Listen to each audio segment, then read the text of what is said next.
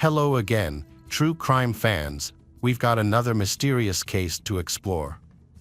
The case of Deanna Laney. Deanna Laney was known for being quiet, uncommunicative, and calm. She lived in a small town with a population of just 600. She was deeply religious and a member of the Pentecostal church, where her relative was the pastor, and she participated in the choir. People who knew Deanna were shocked by her actions, as no one suspected she might have mental health issues. She always appeared to be a loving, exemplary mother and wife. However, outside of the church, the family lived quite isolated from society. They had no close neighbors, and their home was situated on a large plot of land, distant from other houses. They chose to raise their children in the countryside, homeschooling them instead of sending them to public schools. Deanna, a housewife, is responsible for her children's education. This isolation likely contributed to others not noticing any problems with the seemingly loving mother. Their family lived in isolation from the outside world, to the point that only a small group of family members knew the details of Deanna's mental health problems. On the evening before Mother's Day, May 10, 2003, a 911 call was made from Northeast Texas. A calm female voice clearly told the dispatcher that she had killed her children. The dispatcher kept talking to the caller and guided her to the emergency service location. When police officers arrived at the small house in Chapel Hill, they identified it as the home of Deanna and Dale Laney. Inside, they found Deanna in pajamas, seemingly just woken up, looking confused as the police continued their investigation.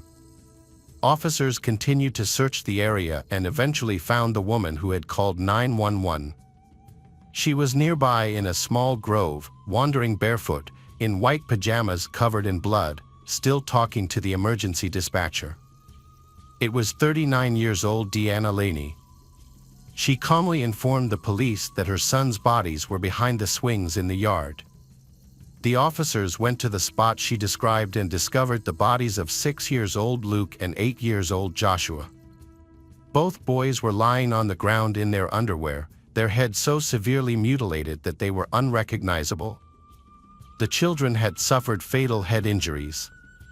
Experienced detectives said this was one of the most horrific crime scenes they had ever encountered.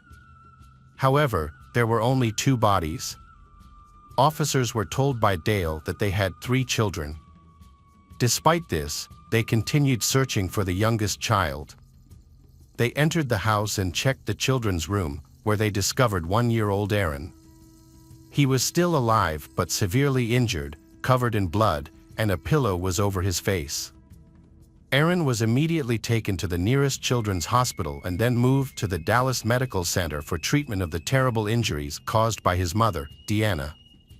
Deanna was arrested, but she was unable to give a statement due to mental health issues. She claimed that God commanded her to kill her sons. She used stones to attack the heads of the 2 children, Joshua and Luke. Although the youngest child, Aaron, was seriously hurt, but the boy survived the incident. Investigators questioned Dale, suspecting that he might have heard or seen something, as the children were likely to scream during the attack. However, he was bewildered and didn't understand how his wife could commit such acts. He mentioned waking up that night to the cries of Aaron, which was unusual since the child typically slept soundly. He went to the nursery and found his wife standing over the crib in the dark. She reassured him that everything was all right and that she was just soothing the baby. Trusting her, he went back to bed and slept throughout the incident. He only realized the true nature of his wife's actions when it was too late. Police were unable to learn of any problems Deanna was experiencing from Dale or her relatives. It was later discovered that she was hallucinating, which made her intend to kill her child, supposedly under God's influence. Among all the friends and family interviewed, only her sister, Pam, noticed changes in her behavior. Recently, Pam informed investigators that she started acting differently. During this time, she barely ate and lost noticeable weight. She spent all her free time reading the Bible and occasionally said strange things. However, Pam didn't think much of it. After discussing Deanna's behavior with Dale, she dismissed her concerns and felt reassured. The police observed Deanna's erratic behavior while she was in custody. Her condition visibly changed before their eyes. She would sometimes collapse to the floor in a fetal position and crying. Then she might stand up and start singing church hymns. At times, she seemed to realize what she had done, resulting in a vacant stare. It was clear that she was at a high risk of ending her own life, so the police followed protocol. Deanna was placed under special supervision to prevent self-harm. This was necessary to conduct a psychiatric evaluation, which later took place in a psychiatric clinic. The doctors questioned Deanna, and she smiled as she recounted her actions toward her sons. She laughed sincerely, believing she had fulfilled God's will. She was convinced her children would be resurrected, but she felt the youngest, Aaron, should have died too. She regretted that this did not happen, as she believed it meant she had failed to fully comply with God's demands.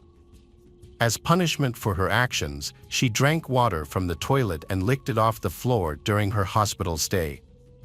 Deanna explained that she had resisted God's will for a long time. She did not want to kill her children, which she thought angered him. He increasingly insisted that she fulfill what was predestined. The longer she resisted, the more severe the punishments he demanded. Ultimately, she felt she had to surrender and follow his will. Deanna compared her actions to those of Andrea, who killed her 2 children 2 years earlier under similar religious delusions. According to Deanna, after the end of the world, Joshua and Luke would serve as witnesses at the Last Judgment, which is why she ended her own life. Deanna confided to doctors that she felt fighting those voices was a selfish act to save her child, even though it meant she was disobeying God. Ultimately, she believed she made correct decision by submitting to the Lord's will. Deanna recounted that on the night of May 9th, she was awakened by what she believed to be a message from God, telling her that the time had come. She quietly got out of bed to avoid waking her husband. First, she went to Aaron's room, where she had previously hidden a large stone intended for a ritual act. She used the stone to strike the baby on the head several times. The baby cried out, so she placed a pillow over his face to silence him. Her husband, Dale, half asleep, entered the room. She reassured him that everything was fine, so he left and went back to sleep. He was unaware of the situation and missed the chance to save his children. Deanna kept the pillow on Aaron's face until she heard a gurgling sound and then stopped. Next, Deanna woke her 2 older sons, Joshua and Luke, and took them to the backyard garden. She led Luke aside, instructed little boy to dig in the ground, and then began hitting him on the head with a large stone. She struck him at least 8 times, crushing his skull. Afterward, she dragged his body behind the swing and placed a large stone on his chest, believing this would prevent him from breathing. She then spoke to God, saying this was all she could do for her son. Then, lightning struck, which she interpreted as a sign that Luke had died. Afterward, Deanna went back to the garden and began hitting Joshua. However, he was bigger and stronger, so and resisted his mother more. She then pinned his arms down and struck his head with a stone until he stopped moving. After this, she dragged his body behind the swing. Immediately after the act, she called 911 and confessed to the horrific crime. Aaron also suffered severely. Though the baby survived, the injuries were so serious that he was left disabled. The child lost his sight and independence, needing a wheelchair for the rest of his life due to his mother's abuse. The case of Deanna had many similarities to Andreas. Both women lived in Texas and homeschooled their children. They were deeply religious and believed their actions were for religious purposes. Both felt that they had no other option but to harm their children. They each called 911 afterward, and both were evaluated by the same psychiatrists before their trials. Deanna was aware of Andrea's case and often compared herself to her, but Deanna's trial unfolded very differently. Deanna appeared in court in late March 2004. The prosecution sought to punish her for 2 first-degree murders and aggravated assault on Aaron, requesting the death penalty, which is applicable in Texas. Alternatively, she faced 3 life sentences for her crimes. The defense lawyers argued that she was innocent due to insanity. They claimed that insanity was the only reason a religious mother, who loved and homeschooled her children, would kill 2 of them and harm another without showing any emotion. In Texas, at the time of the murder, the state had some of the strictest laws in the United States regarding the handling of murderers. Defendants had to prove they had a mental disorder during the crime and convince the court they couldn't distinguish right from wrong. 5 psychiatrists formed a team to evaluate Deanna's. The examination lasted 6 days, during which she cried almost continuously. She refused to look at photographs of her mutilated children and the crime scene. Some psychiatrists believed she was sane when she killed her sons, while others thought she couldn't distinguish good from evil due to religious hallucinations. Deanna shared with doctors several details that even those close to the Laney family, including household members and relatives, did not know. The doctors concluded that signs of mental disturbances began appearing more than 3 years ago. An early indication, similar to hallucinations, was Deanna smelling sulfur, which she believed came from her children and perceived as a demonic sign. Deanna also reported seeing Aaron playing with a spear. She claimed that God had shown her 3 methods for her to kill her son, using a spear or a knife, a stone, and strangulation. While doing chores in the garden before the massacre, Deanna tripped over a stone. She realized that the stone would become the main weapon she would use to sacrifice her sons. She didn't tell anyone about this, but openly claimed that the Lord had spoken to her. She shared this in church, warning parishioners about the impending end of the world. However, the congregation largely ignored her, as such statements were common in their religious tradition, which not everyone followed. During her initial psychiatric evaluation, Deanna showed no emotion and genuinely believed her children would be resurrected. After taking antipsychotic medication, she eventually understood her actions differently and felt remorse. Deanna was horrified to realize she had been suffering from hallucinations that drove her actions. During a psychiatric examination, it was determined that Deanna was insane when she committed the murders of her 2 sons, Joshua and Luke. The examiners concluded that she suffered from psychotic delusions that prevented her from distinguishing right from wrong at the time of the murder. However, the prosecutor disagreed with the diagnosis that Deanna was insane when she committed the murders. He argued that even if she believed she was doing God's will, she should have known that her actions were wrong according to state law. The prosecutor pointed out that her first action after the murder was to call 911, which indicated that she was aware of the wrongness of her actions. Additionally, when Dale entered the room, she attempted to hide what had happened, further suggesting that she knew her actions were wrong. The prosecution also stressed that when Deanna was unable to complete killing Aaron, she told God that he just needed to do the rest. This statement demonstrated to the prosecutor that she was aware of right and wrong. The prosecutor believed that her actions were intentional and planned, which is not consistent with the behavior of someone who is insane. Prison guards testified at the trial, describing Deanna's behavior in prison as unusually compliant. They rarely saw such conduct and believed she had serious mental health issues. The 911 call recording was part of the evidence the jurors considered. Her voice on the call was eerily calm. Jurors also requested a psychiatric report to understand why she stopped attacking Aaron, who was 14 months old at the time. However, they reached a verdict before receiving the report. Deanna sat near the portrait of her 3 children and cried loudly as the prosecutor recounted the horrifying incident of how she used a rock to hit her children. Her sons, Joshua and Luke, were struck on the head so severely that their brains were exposed, leaving their heads in a bloody state. Deanna's husband, Dale Laney, 47, attended the trial and was devastated by the loss of his 2 sons. He couldn't comprehend how this tragedy occurred and believed it was appropriate to commit Deanna to lifelong treatment in a clinic. In the end, Deanna was declared innocent due to insanity and had to be treated for mental illness at the hospital. Doctors expected her to need lifelong treatment and doubted her recovery. Dale divorced Deanna after she was admitted to the psychiatric clinic in 2008. He eventually remarried and started a new family.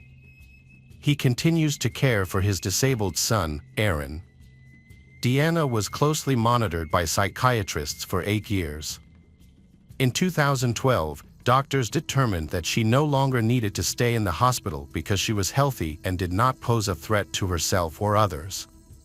She was released on a number of conditions. She was to have no contact with minors. She needs court permission if she wants to change her address. Had to allow social workers to visit her at any time, and had to continue taking her prescribed medications and undergo drug and substance testing. Only a few people, including her lawyers, know where Deanna lives now. Her ex-husband, Dale, felt very angry when he learned that she was released from the psychiatric clinic. Many people in society also agree with Dale. They believe the killer of 2 sons should be imprisoned or face the death penalty. Hello friends, welcome to our channel. Today we're going to take a look at another horrible case with you. The case of McDermott family.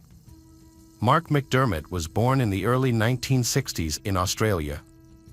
But we know that Mark was the eldest of 5 siblings. Known family members include his father, Bruce McDermott, and 2 sisters, Tracy and Nicole, with Nicole being the youngest. According to those close to him, Mark was not only a successful businessman but also a kind and easygoing person. Nicole described her brother as a wonderful person who avoided causing harm to others. Information about Mark's life is limited, especially regarding his adult life. However, we do know for sure that he traveled to the southern United States, although the reasons and circumstances are unclear. It was there that he met Johanna Dunn, a single mother raising a 4-year-old son, Donald Dunn. Donald Wayne Dunn was born in the early 1990s in West Virginia and lived there with his mother's family all his life. His grandparents played a major role in Donald's early upbringing, as they cared for him most of the time. Donald's mother, Johanna, was a single working mother who found raising a child difficult, so she asked her grandparents to help. On the rare occasions when Johanna and Donald were home together, she would often entertain him with video games or television. This reflected Johanna's difficulty in giving her son her full attention, although they tried to make time for each other. Their lives changed when Mark came along. Johanna and Mark quickly fell in love and married. Johanna took her husband's last name, and the 3 of them moved to West Virginia, becoming a happy family. From the beginning, Mark and Donald were very close, as if they were related by blood. Their relatives, including Mark's sister and father, confirmed that Mark treated Donald like his own son, and Donald also considered Mark his only father. The relationship between Donald and Mark was very close, which was evident when Donald was young. During the difficult times when Mark and Johanna were temporarily separated, Donald was still determined to stay with Mark instead of his mother. At the same time, the family faced a great challenge when Johanna was diagnosed with cancer. However, thanks to their support and solidarity, they overcame these difficulties together. Mark always took good care of his stepson, ensuring that Donald had a comfortable and fulfilling life. Although Donald is a simple man and does not ask for much, he is very grateful for the peaceful and luxurious life his stepfather has created for him. When Donald graduated from high school in 2008, Mark covered the entire cost of his college education. Donald attended Rio Salado College for the first 2 years, then transferred to Marshall University in 2010. Throughout this time, Mark continued to financially support Donald's education. Donald lives with his girlfriend and her family. He and his girlfriend have been in love since they were 15 years old. Despite this, Mark and Johanna have always been very supportive of Donald. They not only pay for Donald's tuition but also support him financially in many other ways.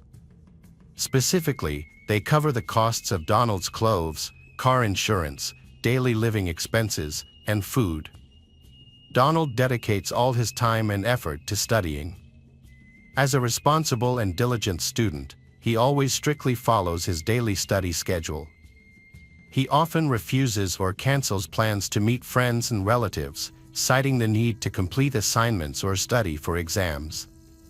Donald prioritizes studying above everything else in his life. During his 5 years in college, he always tried his best to graduate on time and not fall behind in any semester. May 25, 2013, a Saturday, was supposed to be the big day when he received his university diploma. However, instead of being the joyous occasion he had planned, the day turned into a heartbreaking moment that would change his life forever. While the McDermott family was preparing for Donald's graduation, an emergency call was placed from their home to 911. Johanna called the police and admitted that she had shot her husband. She insisted that the act was intentional, not an accident. Police quickly arrived at the McDermott family home. Sergeant Greg Kean of the Raleigh County Sheriff's Office was one of the first law enforcement officers to arrive. When he got to the scene, he noticed that Johanna appeared to be in a state of severe shock. As he entered the home, he found Mark lying motionless on the couch in the living room. He appeared to have been reading a book when he died. Initially, Sergeant Greg noticed that he had 2 gunshot wounds to the head. However, when investigators moved the body, they discovered a 3rd wound behind the shoulder. The medical examiner at the scene confirmed that the cause of death was head injuries, but it was possible that Mark did not die immediately after being shot. There was a lot of blood at the crime scene, suggesting that Mark had been losing blood over time before his death. According to initial reports, Donald was taking a shower to prepare for his important day. The sound of the running water from the shower drowned out the gunshots. So Donald did not hear Johanna shoot her stepfather. It was only when Donald emerged from the shower that he discovered Mark's body in the living room. On the dining room table was a pistol and a letter, presumably written by Johanna to Donald's son. In the letter, Johanna expressed her grief and explained that her marriage had become unbearable. She could no longer live with a man she did not love anymore. Johanna also apologized for leaving Donald's life when he was still a minor. At that time, Johanna and Donald were taken to the Raleigh County Sheriff's Office in a private car, where a police officer took their statements. Since Johanna was the one who called the police, the incident was initially treated as a serious case of domestic violence. In the call to the dispatcher, Johanna stated that after an argument with Mark, she had shot him in the head with a pistol in a fit of rage without realizing what she was doing. However, she later changed her story, denying what she had said before. This caught the police by surprise and forced them to adjust the entire investigation. After getting into the police car, Johanna suddenly revealed the truth that it was not her, but her son Donald who killed Mark. However, this was just the tip of the iceberg. The story was actually much more complicated than what the investigators initially thought. Johanna entered the interrogation room and met with Captain James Barr from the Raleigh County Sheriff's Office. She detailed the events that had occurred on May 25, 2013. According to Johanna, her son was scheduled to attend his graduation that morning.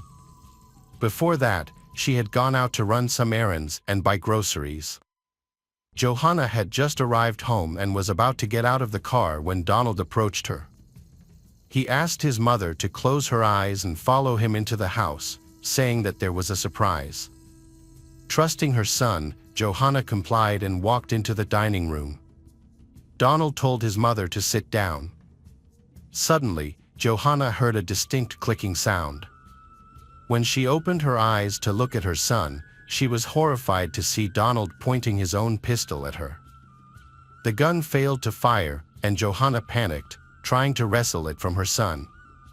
She tried to calm down, think clearly, and make a plan to save herself from becoming Donald's victim. Seeing Mark's body, she quickly told her son that she would call 911 and take the blame for him. Although Donald was initially skeptical, he eventually agreed to his mother's plan. During her interrogation, Johanna explained why she called 911 and incriminated herself. She did so to protect herself from Donald, even though she knew she would go to jail. She believed that if she did not, Donald would kill her.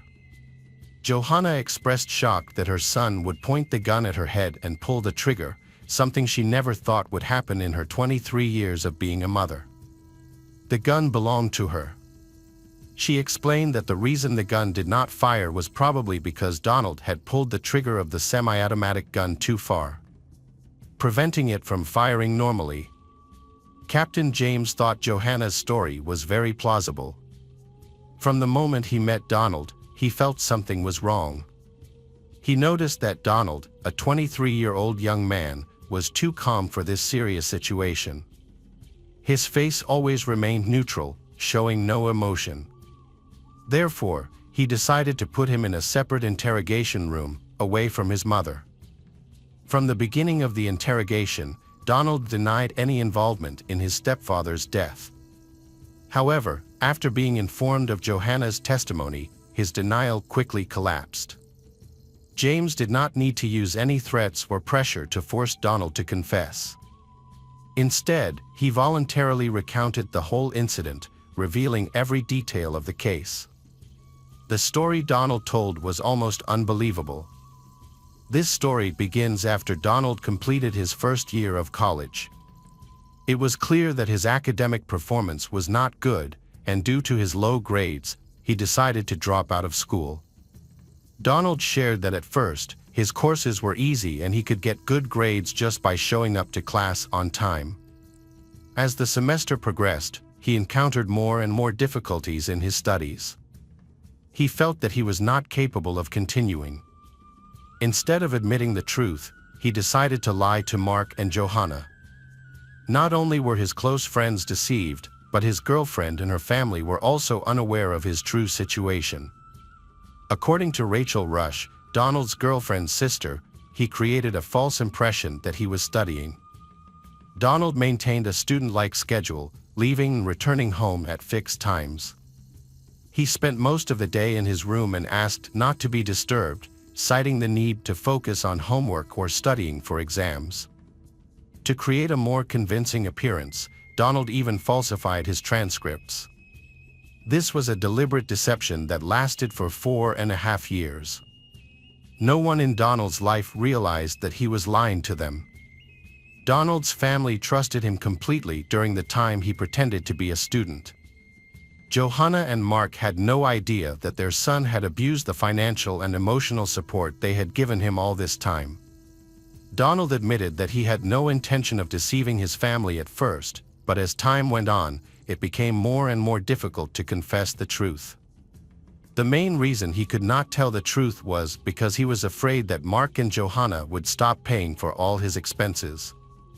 Although he appeared to not care much about material things like cars or expensive clothes, he did not want to give up his current lifestyle.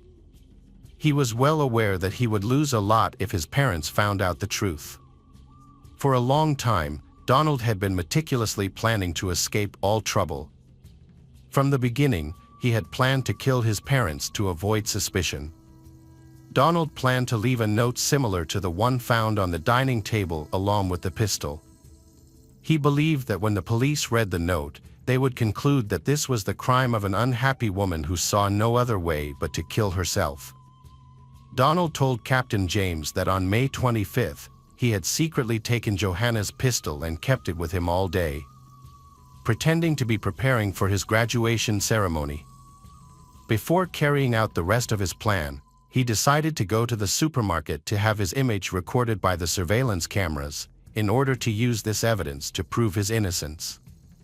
Before the murder, Donald had begun to show an interest in shooting practice.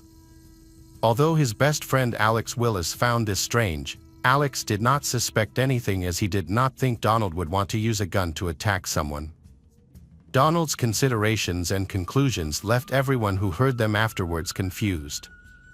James shared that this young man admitted that he had even planned the emotions he would express on his face when the police arrived at the scene.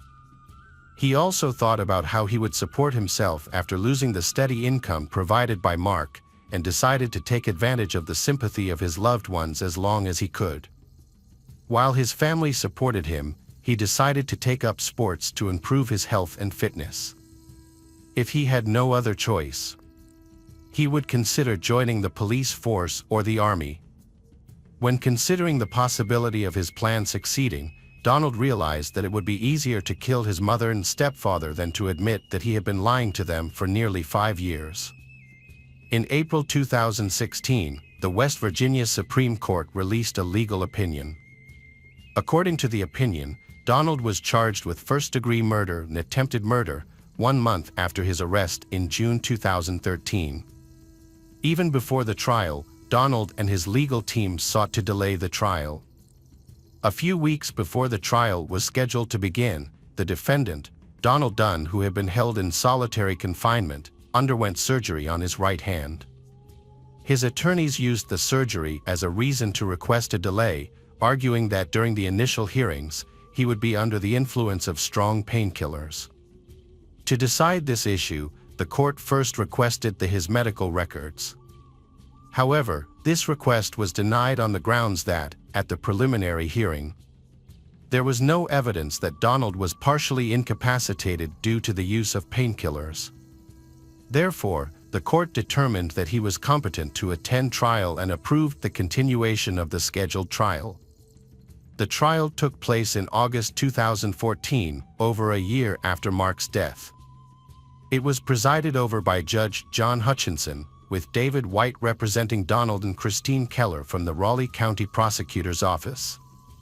Mark's 2 sisters, along with one of their nieces, traveled more than 15,000 kilometers from Australia to attend the trial of the man they had considered a family member for nearly 20 years. Although there were no details from witness testimony or evidence presented to the jury, and no photographs or video footage, the defense wanted to include in their opening argument that Donald was under the influence of illegal drugs at the time of the crime.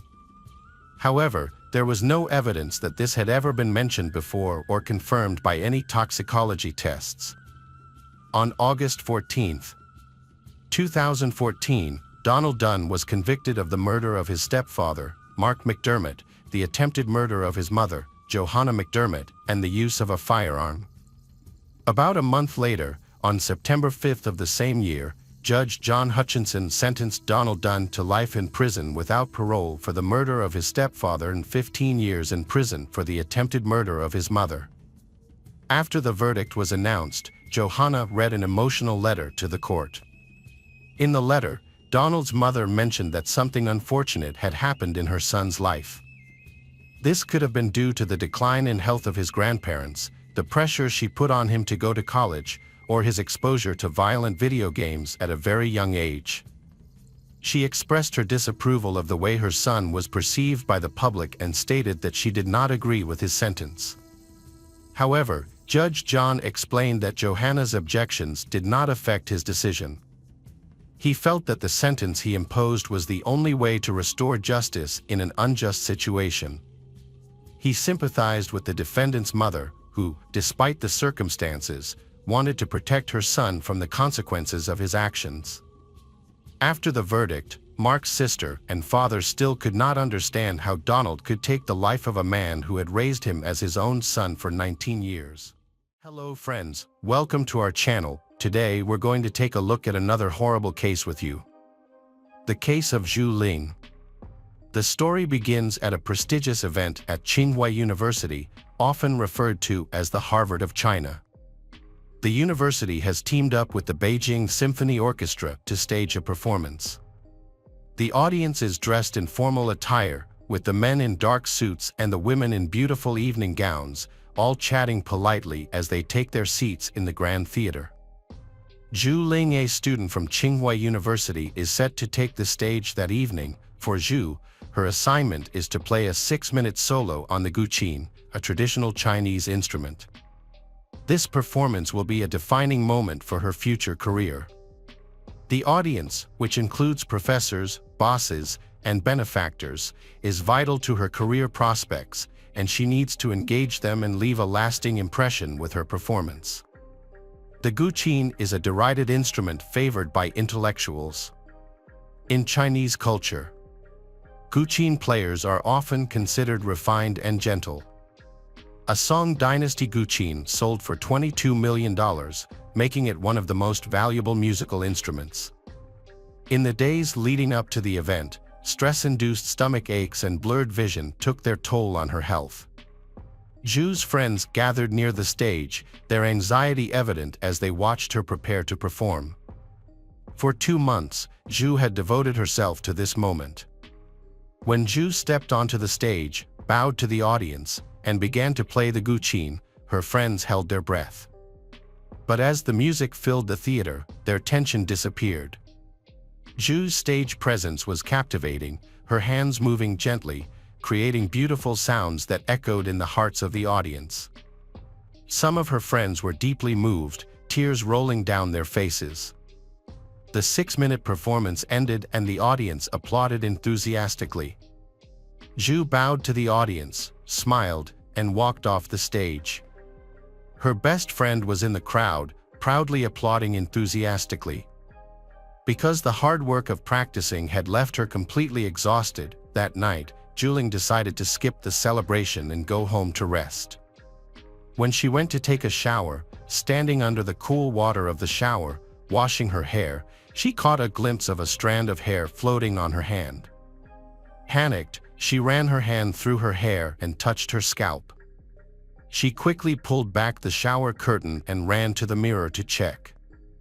Zhu's reflection in the mirror showed a face of exhausted exhaustion, with uneven bald patches that looked like they had been shaved off carelessly. But that was just the beginning. Over the next few weeks, her condition rapidly deteriorated, leaving her confined to a wheelchair, unable to move, speak, or even control her facial expressions.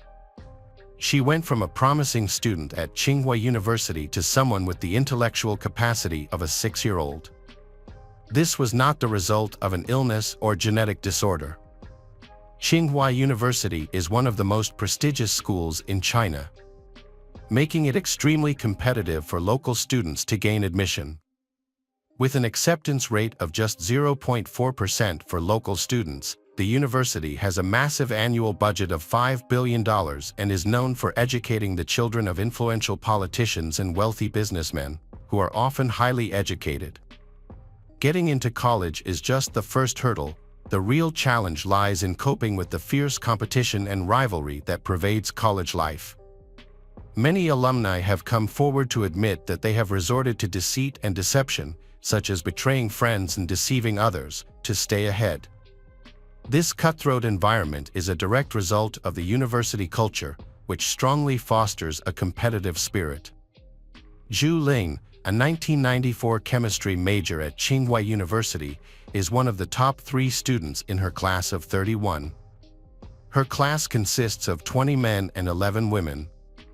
She is an outstanding student and is considered by many to be special. Zhu is not only smart but also has an outstanding appearance. Everyone expects great things from her and predicts a bright future.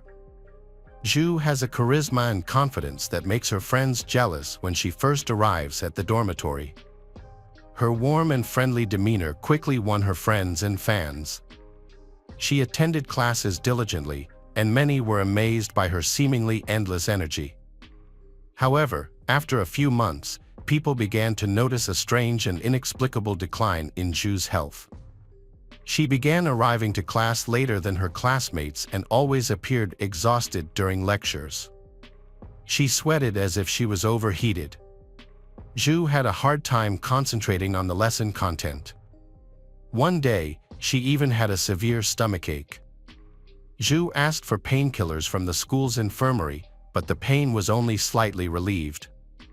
Her teacher thought it was a stomachache caused by stress. Zhou's health began to deteriorate. She began to come to class a little late, and gradually she was absent from classes altogether. Her friends were very worried and decided to visit her at the dormitory, where she lived with 3 other girls. When they arrived, they found Zhou lying on the bed, shaking and moaning in pain. Her black hair was falling out in patches. Her friends were worried and urged her to see a doctor, but Zhu said she was just stressed and would return to class the next day, assuring them that she would be back to normal by the end of the semester. The once healthy Zhu was now almost unrecognizable. Her skin had turned pale, and her lips had turned purple. She moved slowly and painfully, as if every step caused her excruciating pain. Most of her hair had fallen out, leaving her nearly bald, forcing her to constantly wear something to cover her head. Zhu also suffered from recurring vision problems, resulting in temporary blindness that lasted for hours at a time, adding to her distress. Rumors of Zhu Ling's deteriorating condition quickly spread throughout the school. Many students speculated about the cause of her symptoms, suggesting that she might have cancer, hair loss, or an immune system disorder. However, a more worrying theory emerged among the students, who believed that Zhu's decline was related to stress caused by a disagreement with her close friend Sunny. The conflict began when Zhu missed an important orchestra rehearsal for a difficult piece. Sunny told her instructor that Zhu did not attend because she thought she was too good and believed that others needed to catch up to her level before she could participate. The revelation of Sunny's malicious comments was extremely difficult for Zhu to accept. Beige, a friend from Peking University, and Zhu's high school friends decided to visit her in the hospital, bringing a basket of fruit. However, upon entering the hospital room, Beige was shocked. His first reaction was to run away, not because he was afraid of being infected, but because he was shocked to see his classmate in such a bad condition. He couldn't understand how a 20-year-old girl full of vitality could change so quickly. What kind of disease could take away everything Zhu had worked so hard to build? The medical team was confused by Zhu's condition.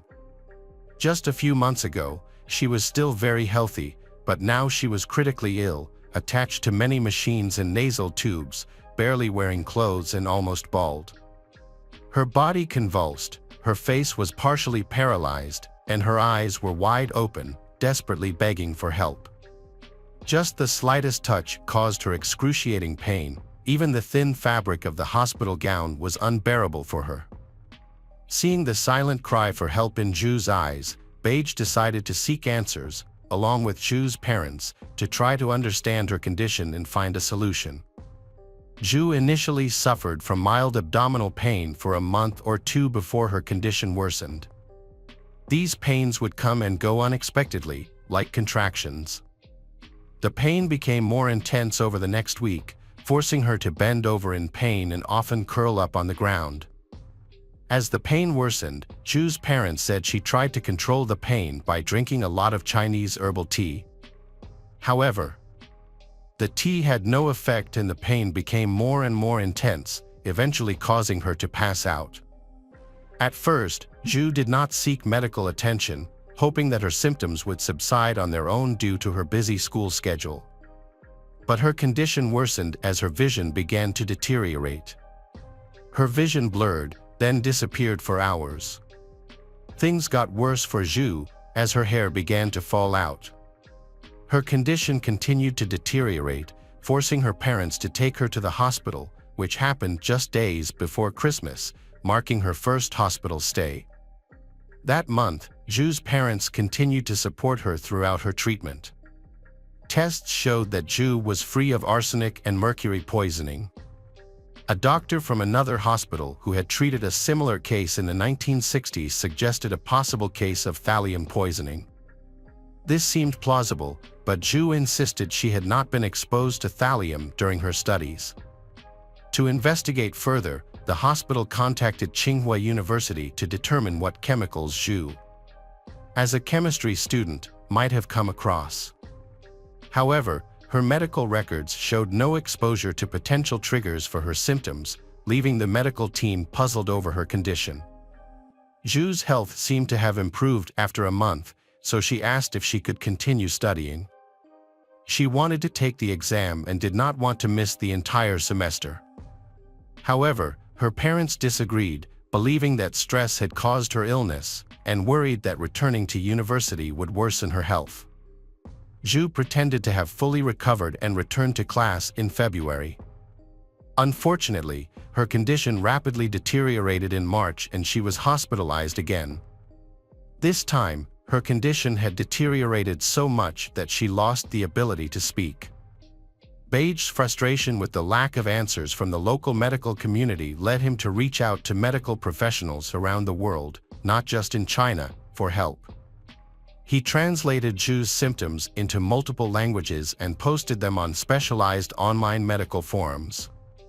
Beige received his first response in less than 30 minutes, and over the next few days, he received nearly 2,000 emails from experts in 18 countries. Notably, many of these respondents were affiliated with prominent national health organizations and were experts in toxicology. Their answers, which were symptoms of thallium poisoning, causing her pain ranging from mild to severe. Thallium is a highly toxic metal that was once used in rat poison, but its use has been banned in many countries, including China and the United States, since the early 20th century. It was also used to treat lice infestations, although a known side effect was hair loss. The symptoms of thallium poisoning can be very varied, leading to delayed diagnosis and often misdiagnosis by medical professionals. One of the challenges in identifying thallium poisoning is that it does not cause visible external signs, such as bruises or wounds. The progression of thallium poisoning typically occurs in stages. Initial symptoms begin with stomach upset and severe pain, followed by tremors, headaches, insomnia, and temporary blindness. As the poisoning progresses, the victim may experience extreme skin sensitivity, similar to a severe burn, making even light touch unbearable. Daily activities, such as getting dressed or lying in bed, may become a source of pain. In the late stages of thallium poisoning, neurological symptoms appear, including uncontrolled muscle movements, seizures, and partial or complete paralysis.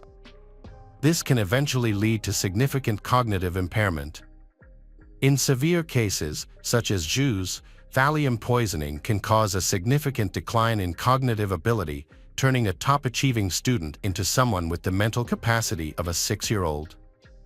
Beige worked with Zhu's parents to analyze numerous emails and quickly shared their findings with the medical team treating Zhu.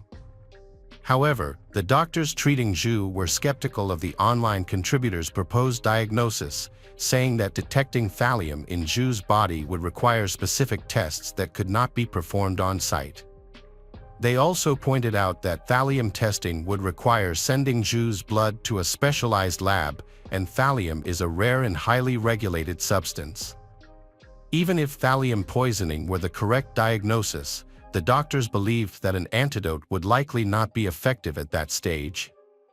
This information shocked Zhu's loved ones, raising an important question: who would want to harm Zhu? One theory emerged that the target could be her parents, given their important jobs. Her father was a senior engineer at a national agency, a position that could involve handling sensitive information, and her mother was an engineer at a major Chinese company.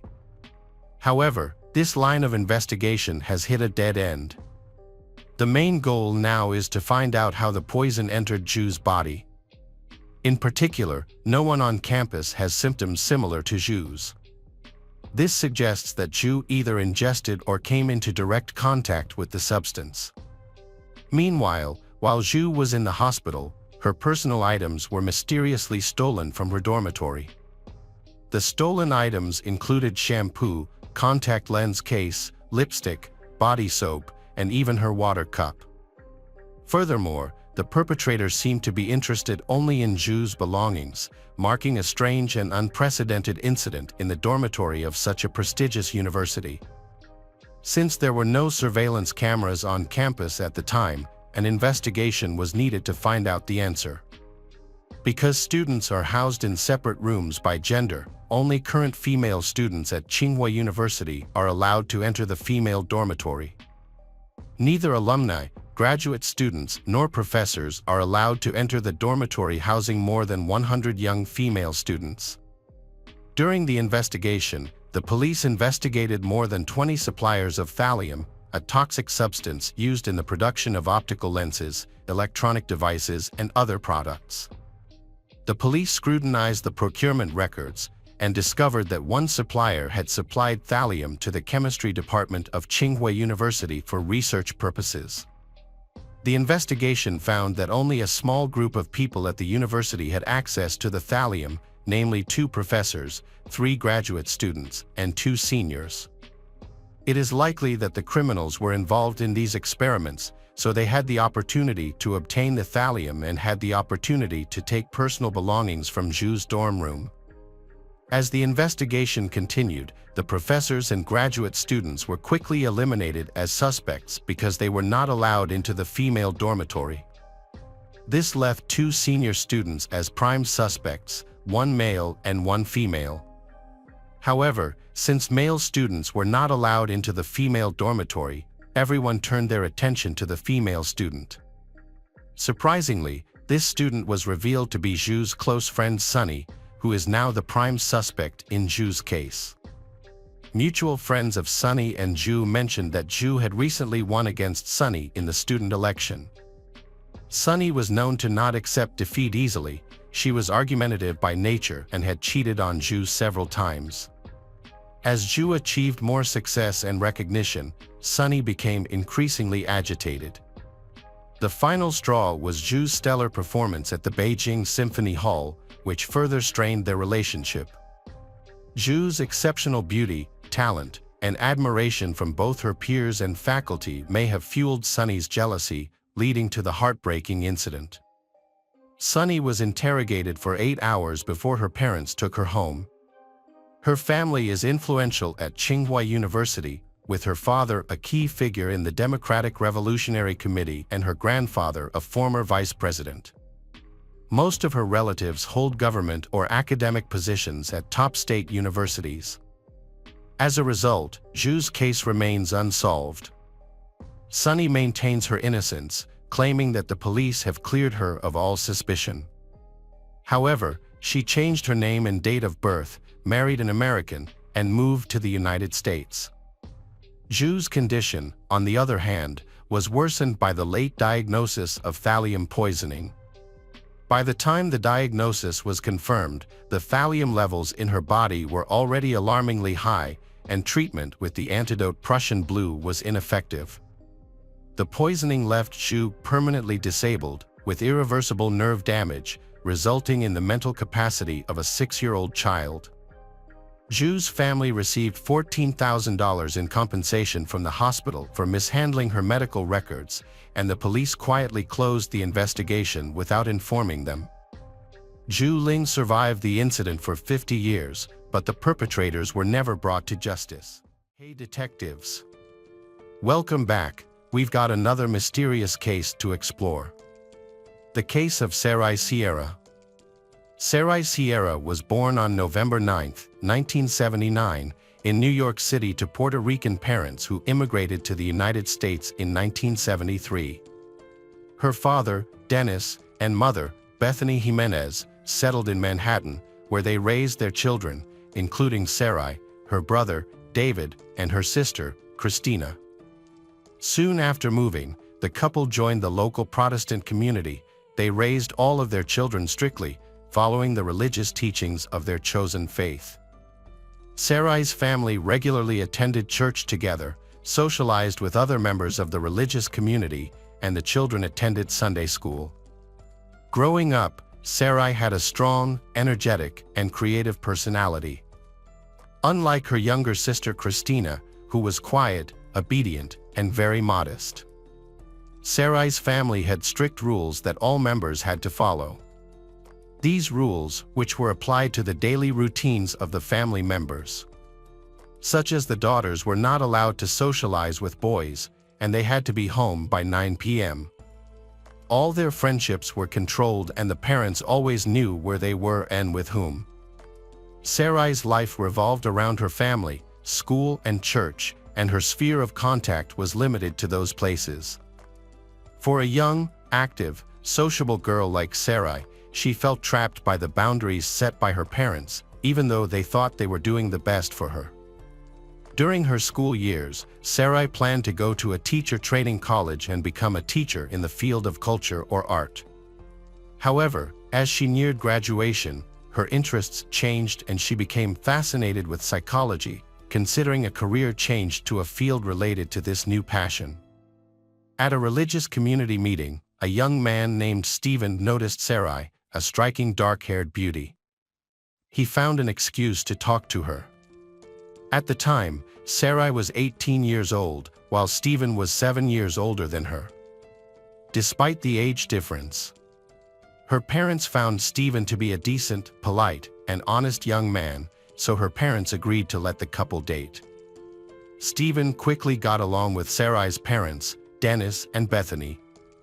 Less than a year after meeting, in February 1999, the couple married. Sarai was 19 and Stephen was 26. It is possible that Sarai did not truly love him, but agreed to marry him for the purpose of moving out of her parents' home and freeing herself from such strict control. After the move, Stephen and Sarai settled in Michigan, where Stephen's parents lived. The change was especially important for Sarai, who had spent most of her life in New York. The new environment seemed to have a positive effect on her. She enjoyed decorating her new home, making new friends, and exploring the area. Sarai found work as a receptionist at a local dental office and was thinking about getting a college degree. Sarai soon became pregnant, giving birth to a boy and then a girl. As a result, her college plans were postponed. A few years later, the Sarai family of 4 decided to move again, this time to California, where they settled in the Silver Lake neighborhood of Los Angeles. Here, Stephen was offered a job, but the couple soon realized that the money he earned was not enough to live on. After consulting with each other, they decided to move back to New York. They found a small apartment to rent. At this time, the couple was having financial difficulties. Sarai remained at home to take care of the children, while her husband did many odd jobs to make a living.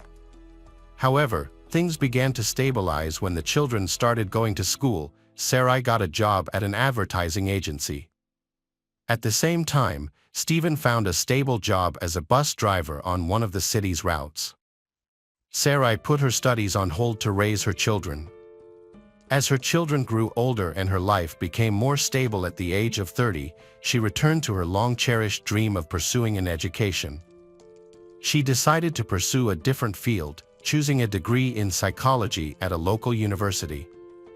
However, the boring classes began to bore Sarai. She decided to find herself in a different field, choosing a career that would inspire her and allow her to express herself. Since Sarai had always been creative, good at drawing and seeing beauty in everything, her artistic eye eventually led her to photography.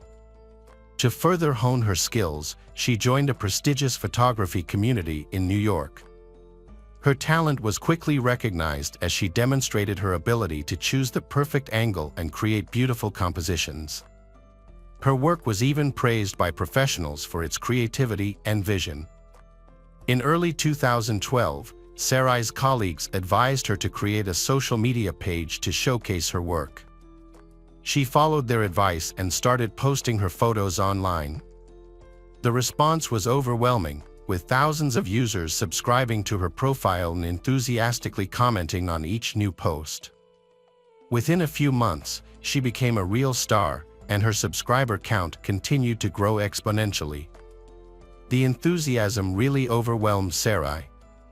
She felt that she could achieve much more and wanted to develop and improve in this direction.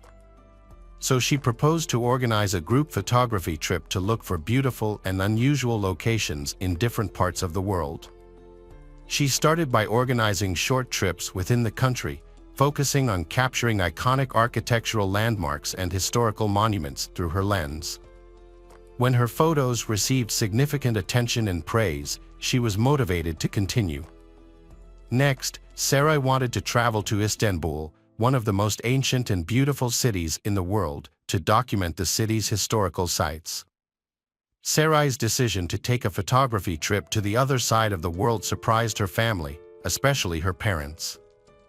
Since she had never traveled abroad or been away from home for a long time, they were not very happy with the idea.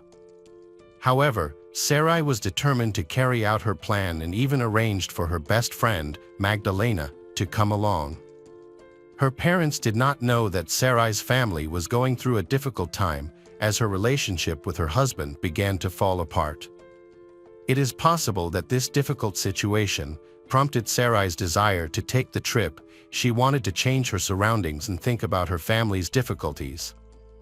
Saray had lived in a strict framework for too long, and now she was eager to do what she wanted to do.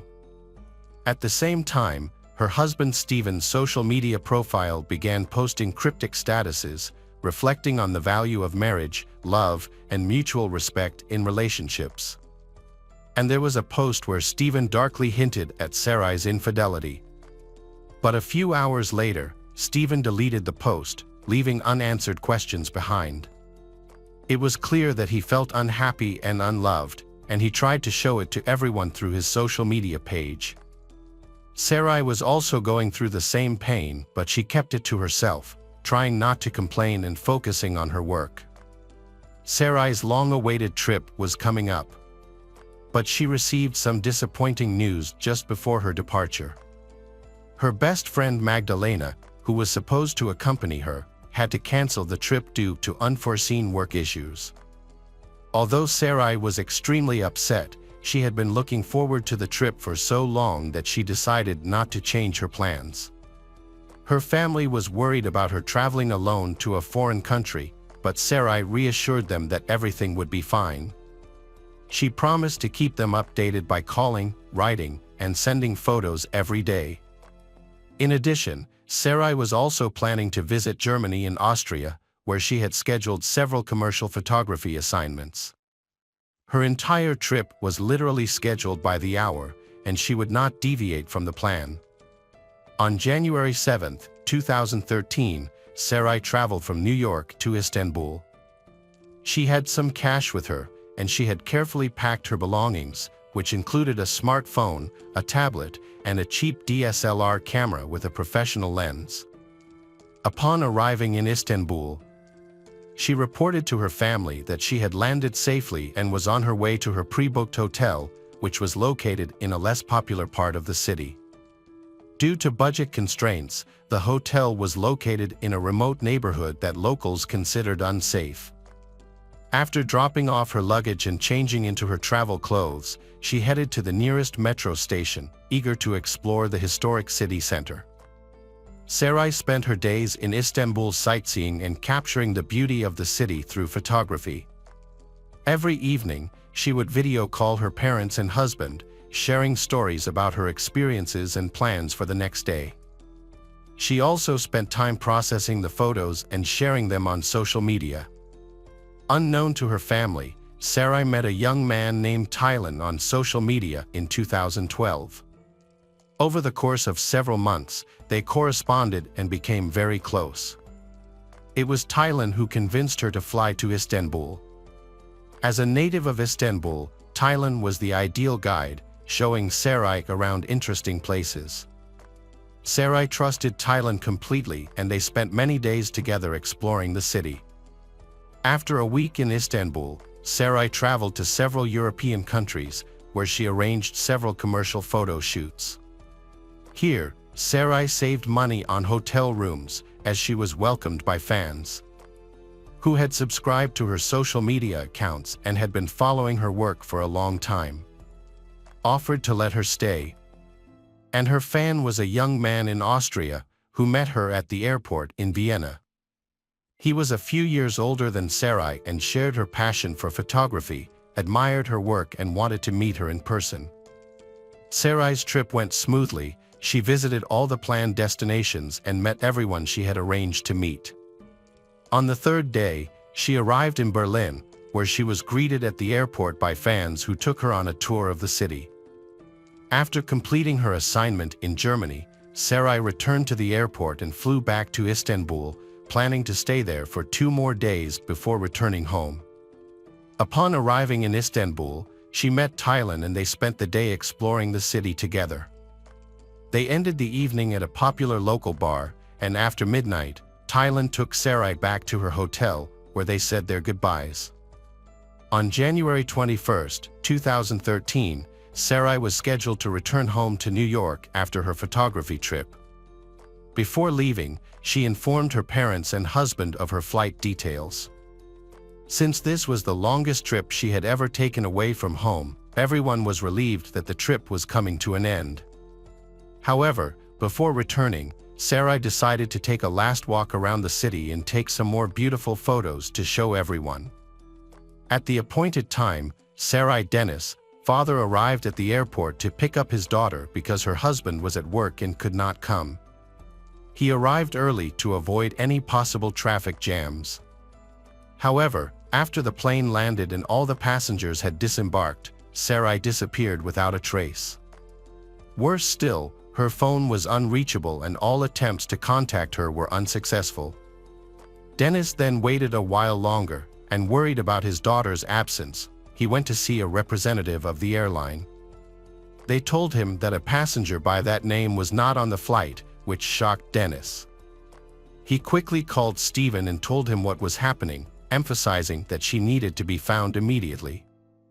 Stephen started contacting the hotel in Istanbul where his wife, Sarai, was staying. The hotel staff informed him that although it was time to check out, her belongings were still in the room and she had not arrived to check out, and she did not appear at the hotel on the second day. This information sent family members into a panic, as they did not know where Sarai was and did not understand what to do next. Stephen accessed his wife's account, looking for clues about her disappearance. He discovered her correspondence with a man named Taylan, which aroused his suspicions. Despite this, Stephen decided to contact Taylan directly to find out more. However, Taylan claimed that he had seen Sarai the day before she left and that she had not even called him before the flight. Despite her promise, Sarai's family quickly notified the U.S. Embassy in Istanbul about her disappearance. The next day, a large-scale search operation was launched in the area. Sarai's husband and parents immediately flew to Istanbul to join the search effort. The police launched an investigation, starting with trying to identify the people Sarai had met before she disappeared.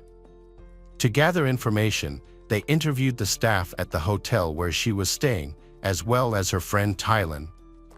According to the hotel manager, he last saw Sarai the evening before she disappeared, when she left the hotel with a small bag and a camera.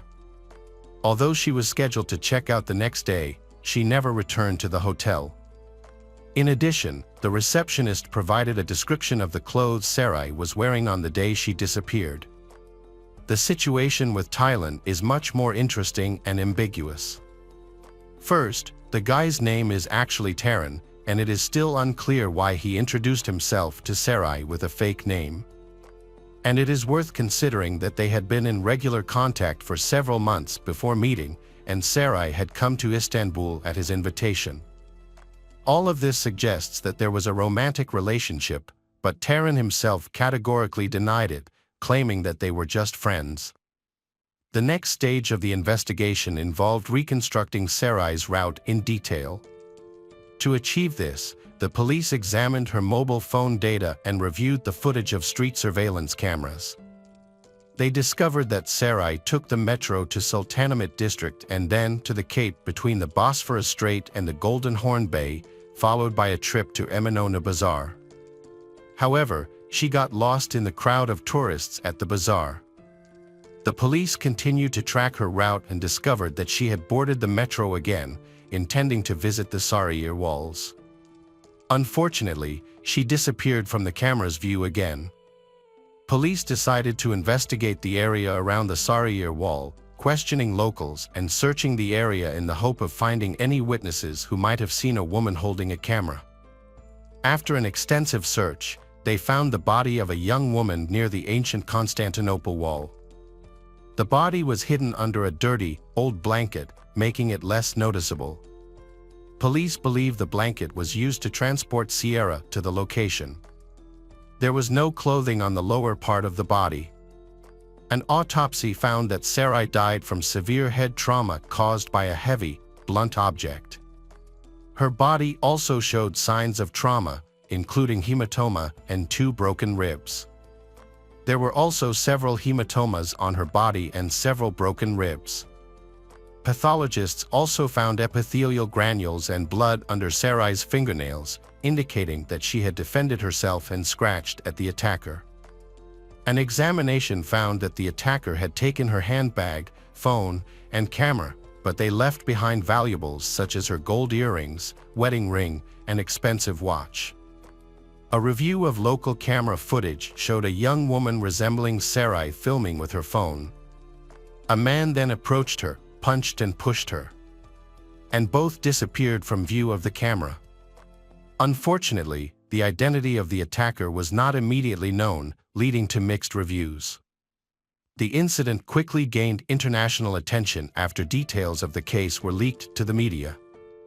There have been many questions and mixed reviews about Sarai's international travels.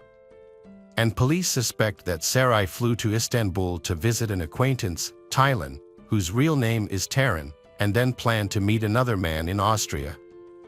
However, both men have denied having an intimate relationship with Sarai. The high-profile case was investigated jointly by Turkey's Special Services and the FBI, but initially, neither agency had any concrete leads to follow.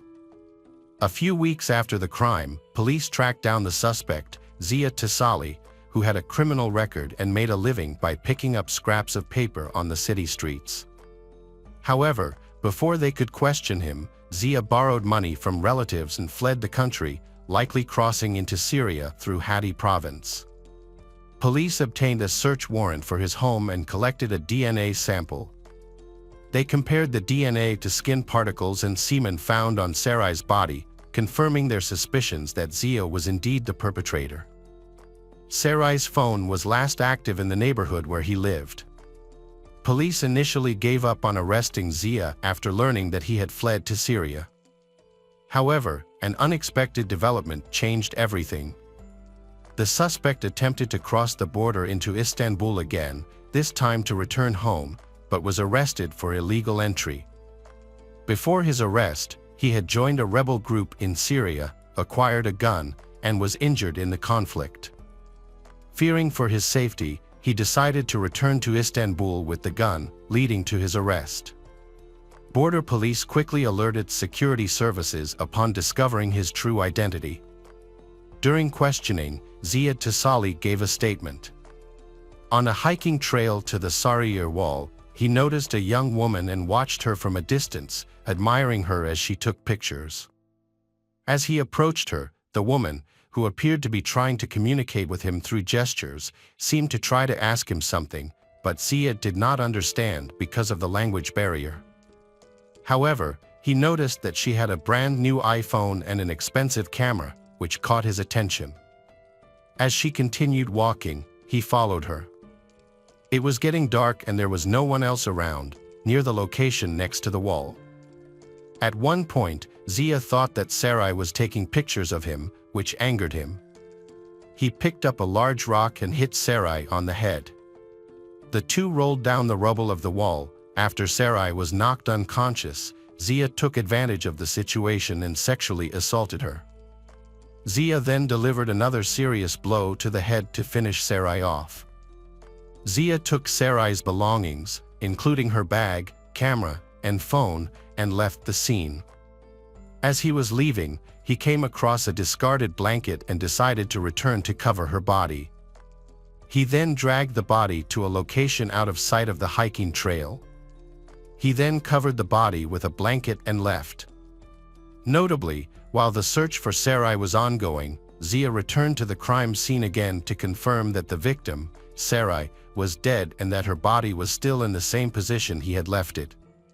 When Zia found out on the news that the victim's body had been found, he knew the police would soon be looking for him, so he decided to flee the country. He borrowed money from his sister, who often felt sorry for him. The stolen items turned out to be worthless to Zia. The camera was broken during the fall and the smartphone was locked with a password that he could not crack. Therefore, he threw away the smartphone along with the other stolen items when he fled. Zia did not deny his guilt, and judging by his testimony, he had no remorse for what he had done, nor was he troubled by his conscience. Important evidence presented in court included forensic DNA analysis. This analysis showed that the skin found under Sarai's fingernails belonged to Zia and that his DNA was also found on her body. Additional evidence included data from Sarai's cell phone, which showed that it was last used near Zia's home. Additionally, a surveillance video recording of the attack added to the case file and supported the evidence against Zia. The presentation of all the evidence led to the decision that Zia should undergo a psychiatric evaluation. This decision was based on concerns about his sanity due to his unstable behavior and calm description of the violent crimes he had committed. The experts ultimately concluded that Zia was sane and fully aware of his actions at the time of the attack. In 2014, Judge Ely made the final decision in the case. Zia Tasali was convicted on all counts and sentenced to life in prison. This decision was accepted by Sarai's family, who felt it was appropriate. After a thorough autopsy, Sarai's body was returned to New York for burial. Her funeral was held according to the family's wishes and in accordance with their religious beliefs. In her memory, Sarai's family created a website featuring her previously unpublished work, including photographs. The photographs attracted international attention, with people from all over the world wanting to buy them.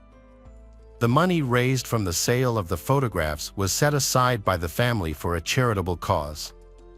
Her husband, Stephen, began a close relationship with a woman in the Christian community who supported him during this difficult time and regularly helped him with childcare and household chores. Less than 2 weeks before the anniversary of his wife's death, Stephen married his new partner. Hello, crime enthusiasts, are you ready for another chilling investigation? The case of Neha Varma. Megha Deshpande lived with her 21-year-old daughter, Ashlesha, and her 70-year-old mother, Rohini, in a luxurious neighborhood called Srinagar in Indore. This city known for consistently ranking as one of the cleanest in India. The fact that they resided in Srinagar, an area predominantly inhabited by the wealthy, suggested that the Deshpande family was financially well off. Megha worked for a multi-level marketing (MLM) company for a considerable time. MLM is also referred to as network marketing, direct selling, and pyramid selling. To understand how an MLM business works, imagine a pyramid structure. At the top is the company owner. When the owner recruits 2 individuals and they join the company, it creates a network. These 2 individuals then recruit more people to join the company, and the process continues. The company generates profit from each new member or associate that joins, allowing the business owner to constantly earn income through the growth of their network. Before moving to Indore, Megha lived in Yuan, a city approximately 35 miles away, with her husband, Nanai Deshpande. However, due to his job as a bank manager, Nanai remained in Yuan, while Megha relocated to Indore with her daughter and mother a few months ago. Thanks to Nanai's stable job and Megha's successful career in the MLM company, the Megha's family has a stable financial situation and does not have to worry about money. In the neighborhood where Megha lives, people are very united, and it is also very safe with very little crime. Residents have always felt safe, and nothing unusual has ever happened there, until June 13, 2011, when that all changed. On that day, No one in Mega's family left the house until noon, and no one heard their voices. A neighbor walked by Mega's house and then she noticed a very strange thing. Footprints made of bloody stains led around the house, alarming her. She quickly notified the landlord. And the landlord then knocked on the door several times, but received no answer. Next, the landlord attempted to look inside through a window and was met with a very scary sight. 3 women were lying on the floor, their bodies covered in blood. Overcome with fear, he quickly alerted the police. The brutal murder of the Mega family members sent shockwaves through the community. By the time the police arrived at the crime scene, a large crowd had gathered outside their house. Upon entering the house, the police officers were met with a gruesome scene, the bodies of 3 women who had been brutally murdered. The police secured the crime scene and began their investigation. During this process, they found 2 bullet shells inside the house. One of the shells was linked to the gunshot wound that killed Mega, who had been shot in the head. However, despite a thorough search of the house lobby, the police were unable to locate the second bullet. A forensic team was called in to collect evidence from the crime scene. The bodies of the 3 women were then sent for post-mortem examination. As news of the murder spread, the entire city of Indore was left reeling in shock. The post-mortem report later revealed that 21-year-old Ashlesha and her 70-year-old grandmother, Rohini, had died from excessive bleeding caused by multiple stab wounds inflicted on their bodies. This report confirms that Mega was the only one shot to death. However, it raises a crucial question for the police. If 2 bullet shells were found, who was the second shot intended for?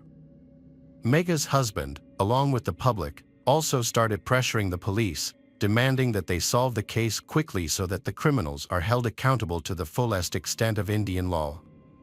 This makes it even more urgent for the police to solve this case quickly. To do this, several teams were deployed to investigate. One team analyzed the call detail records of the 3 victims, Mega, Ashlesha, Rohini. Another team re-examined the forensic evidence. Initially, the police have collected a blood sample from the crime scene that didn't belong to Mega, Ashlesha, or Rohini. The police then detained and questioned various suspects from the surrounding area. Based on the evidence collected, the police have recorded this as a robbery and murder case. Further investigation of the phone records revealed that there was a phone number that had called Mega multiple times and she had long conversations with this number. After obtaining detailed information about the number, the police found it was registered to a girl named Neha. They then began tracking her location to gather potential leads in the case. One day, the police located Neha near an ATM in the area. They promptly sent a team to bring her to the police station for questioning. After being informed of the situation of the case, Neha was left astounded. She explained that she initially met Mega at a shopping mall. Then, Neha had bumped into Mega while rushing, causing Mega to drop some items. As Neha apologized and helped Mega gather her belongings, they engaged in conversation and developed a rapport. And Neha even driving Mega to her car, marking the start of their friendship. Neha also discovered that Mega worked for a multi-level marketing, MLM, company. After exchanging phone numbers, they occasionally spoke over the phone. Neha's interest in the MLM business model led her to discuss it with Mega. However, the police found Neha's story suspicious, as her words didn't match her body language. As a result, the police questioned her forcefully and in a confrontational manner. Neha initially tries to hide her dishonesty, but under intense police questioning, she confesses. She then told the police a story that even surprised them. Neha Varma was a 23-year-old beautician who was known for her beauty and cheerful personality. Her father, a van driver, had limited financial resources, making it challenging for Neha to pursue her dreams. During this time, Neha met Rahul, and they developed a close friendship that blossomed into romance. At 24, Rahul was handsome but also struggled financially.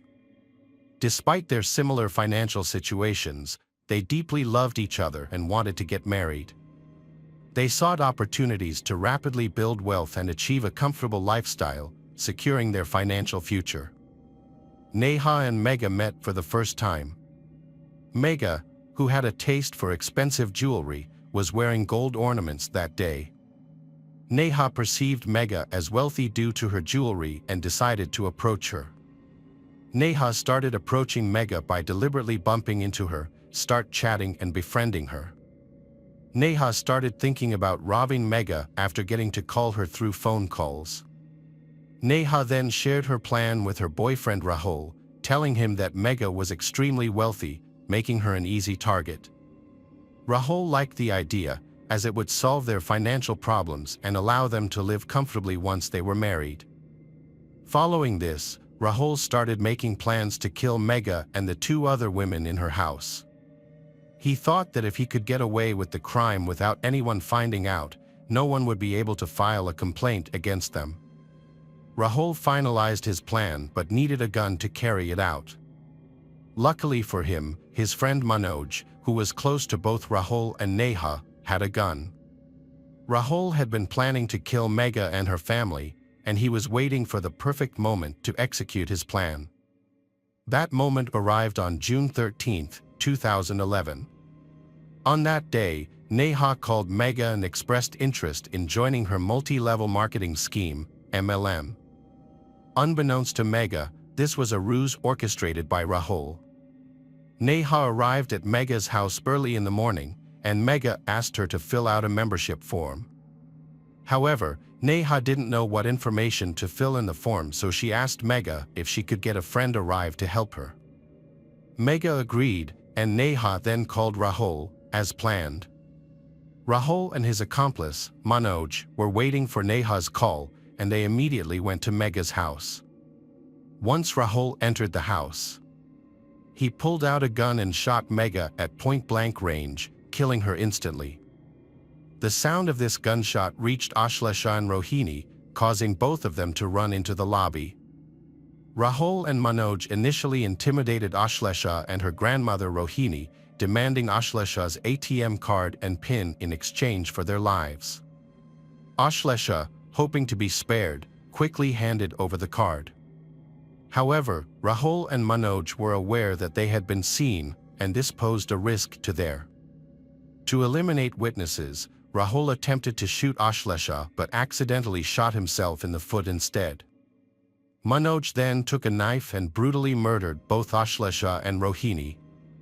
After the killings, the three thieves, including Neha, Rahul, Manoj, stole approximately 1 million Indian rupees and valuable jewelry worth up to $500,000 rupees and Ashlesha's ATM card.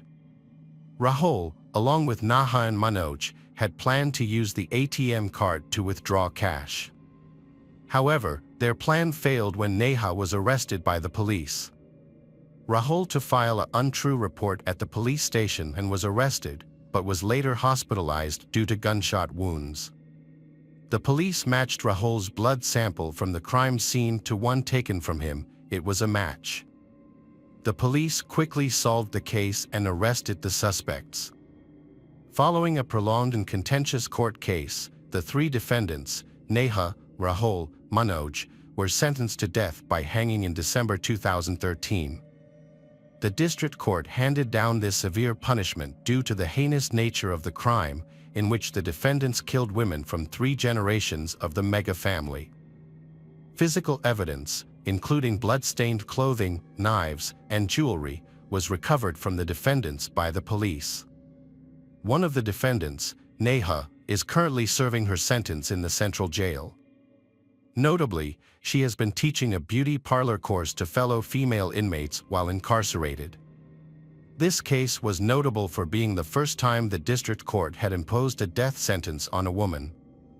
Neha and Rahul's desire for quick wealth led them to get involved in a life of crime. It is fortunate that the perpetrators were caught.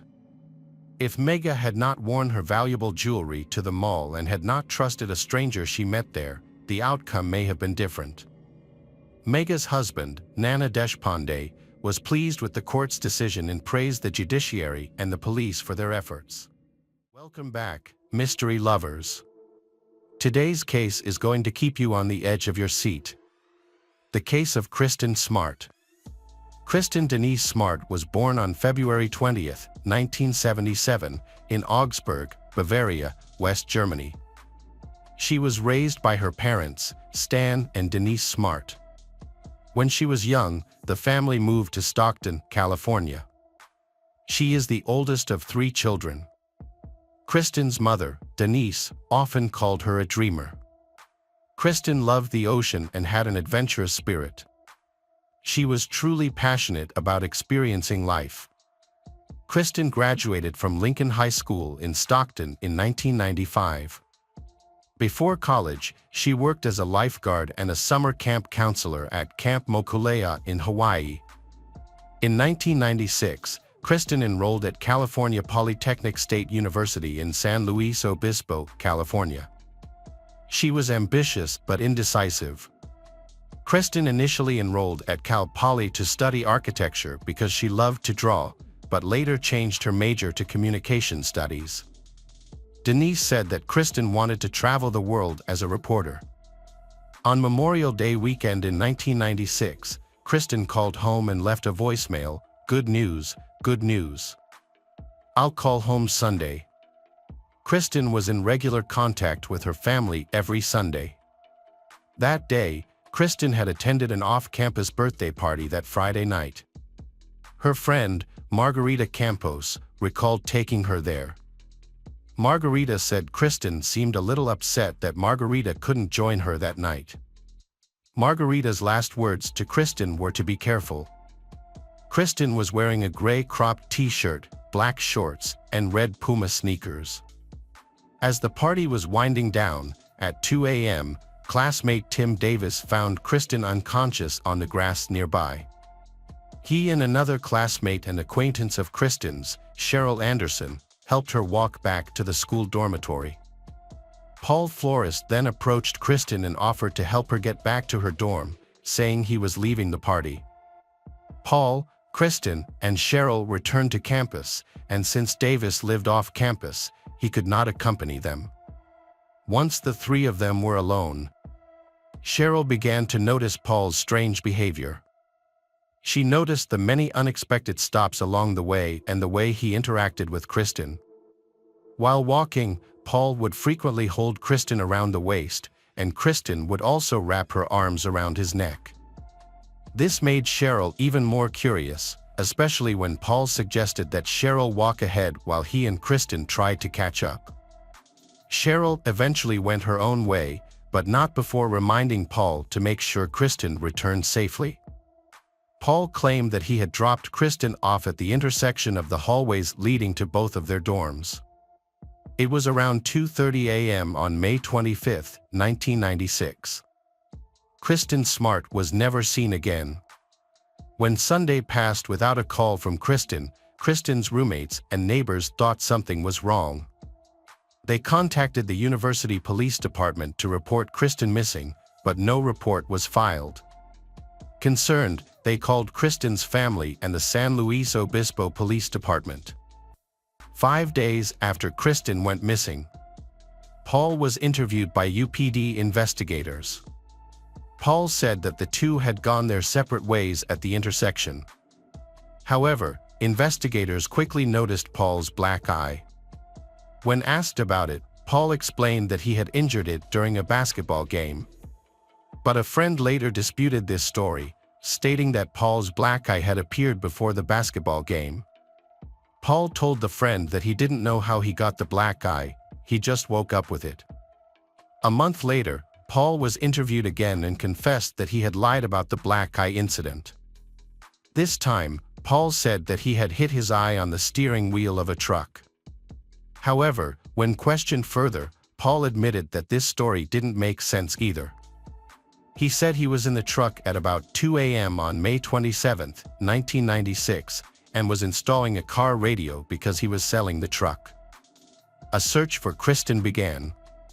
Search dogs were used on June 29, 1996. 4 dogs trained to search for human remains were used individually to search for clues at the dormitory. Santa Lucia Hall. Each dog was sent to room 128, Paul Flores' room.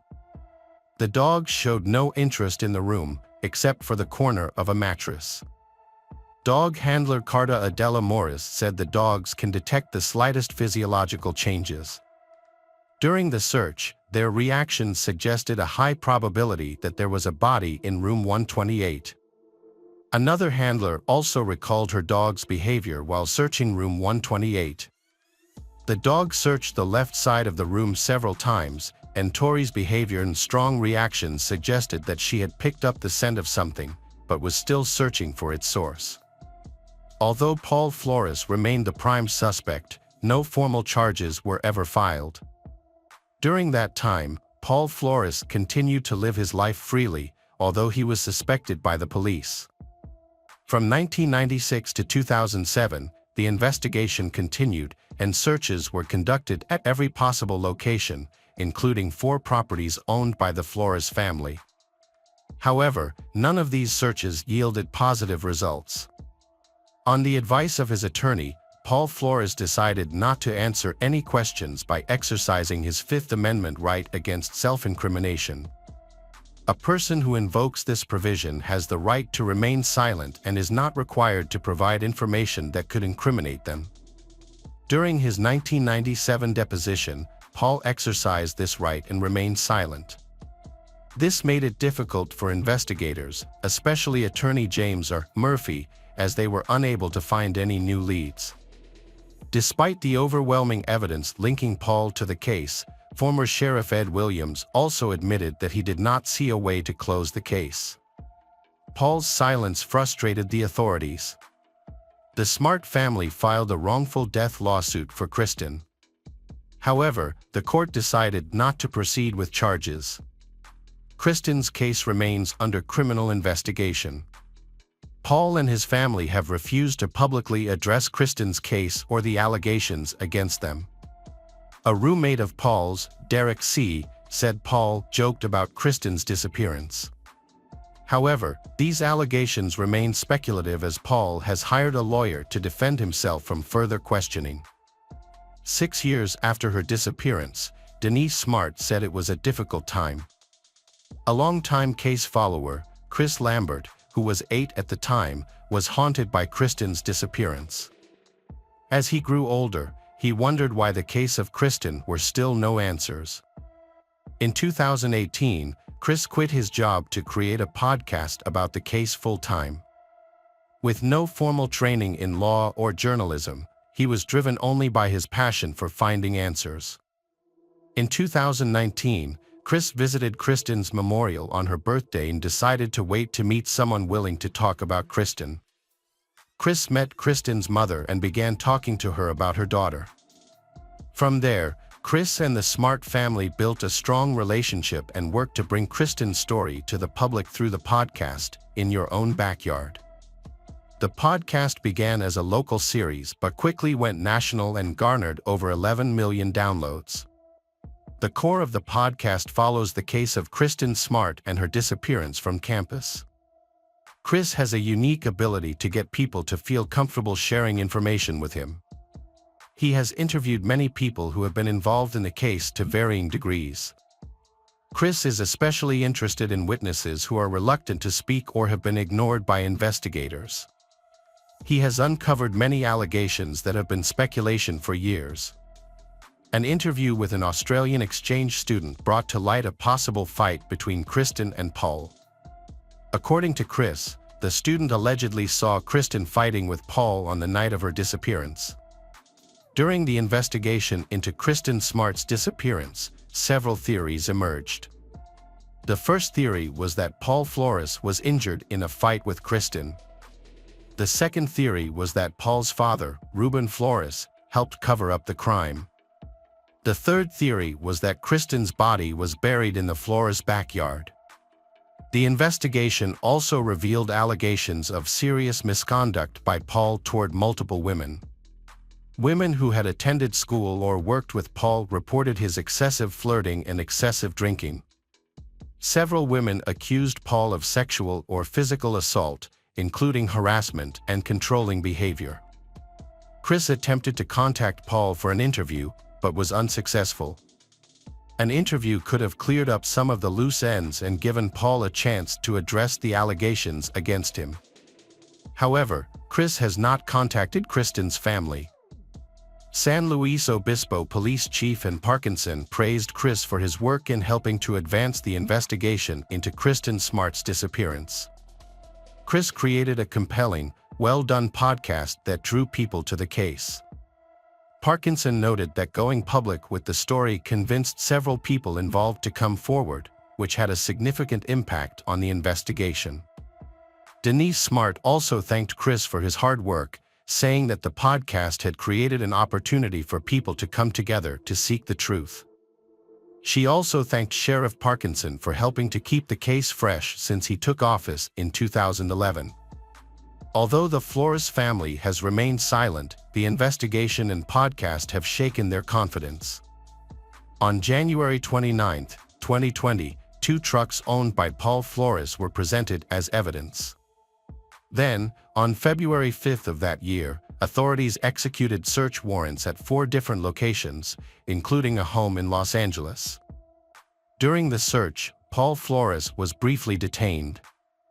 On April 22, 2020, the Los Angeles Times reported that a search warrant was executed at Paul Flores' home in San Pedro, California. The search resulted in the recovery of several items of evidence, including date rape drugs and videos showing Paul Flores sexually assaulting young women. Paul Flores was subsequently arrested on February 11, 2021, in Palos Verdes, Rancho, California, on suspicion of being a felon in possession of a firearm. In March of that year, a search warrant was issued at the home of Paul's father, Ruben Flores, and police used dogs and ground-penetrating radar to search the property, and an older Volkswagen was towed away for evidence after the dogs conducted the search. On April 13, Paul and his father, Ruben, were arrested by the San Luis Obispo County Sheriff's Department in connection with Kristen's case. Paul and Ruben were charged in the case involving Kristen. Paul was charged with murder, and Ruben was charged with accessory after the fact. Due to the statute of limitations, Paul was able to escape the sexual assault charge but still faced a first-degree murder charge for allegedly killing during attempted rape. In September 2021, a judge declared the case sufficient to go to trial in April 2022. However, the trial was postponed and moved to Monterey County. On July 18, 2022, Paul and Ruben's trials began simultaneously but with 2 separate jury groups. In his opening statement, Deputy Prosecutor Chris Pavril described Kristen as a young person who had been cruelly treated and taken too soon. He said Kristen's family was suffering from the unknown whereabouts of their daughter and blamed Paul Flores for this. The deputy prosecutor also presented evidence found at Ruben's home that showed both Paul and Ruben were responsible for Kristen's death and the disposal of her body. However, Paul's defense attorney, Robert Sanger, questioned the veracity of this evidence. He said it was a tragic situation that Kristen's body was never found and there was no DNA evidence. He stated that people believed she was dead, but there was no concrete evidence of what happened to her after Paul left her at the dorm. Since July, Paul Flores' trial has attracted public attention as multiple allegations of harassment and violence have been made. Several women have come forward to accuse Paul Flores of inappropriate behavior, including 2 women who call themselves Rondado and Saradu. Both women alleged that they met Paul Flores and then felt unusually lethargic, leading to memory loss.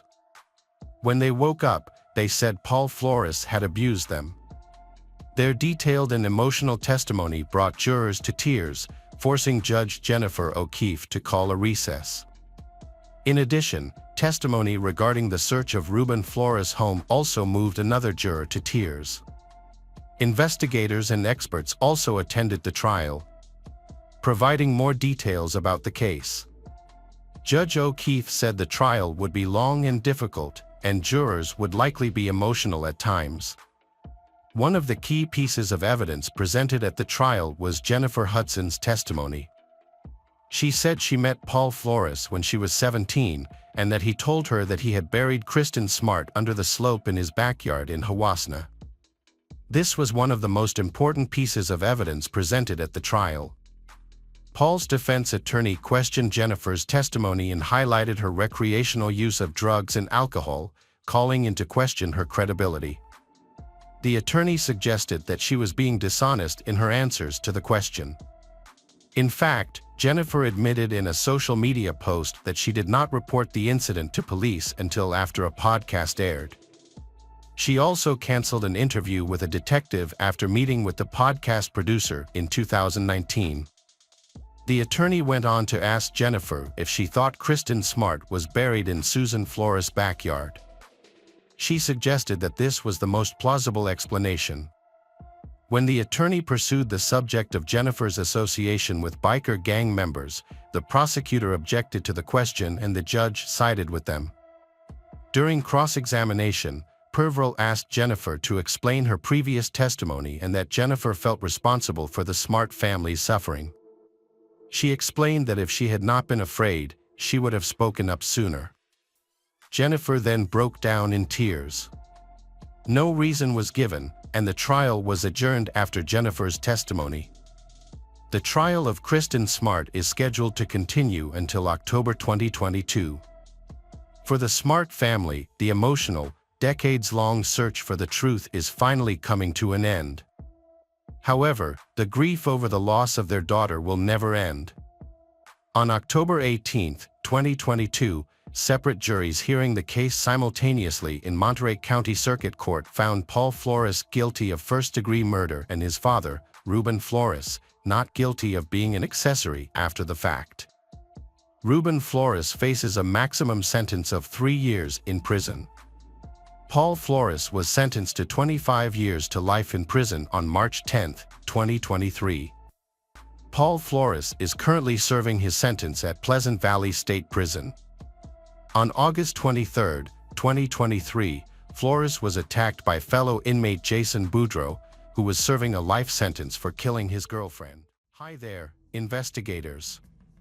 It's time to uncover the truth behind another case. The case of Zara Alina.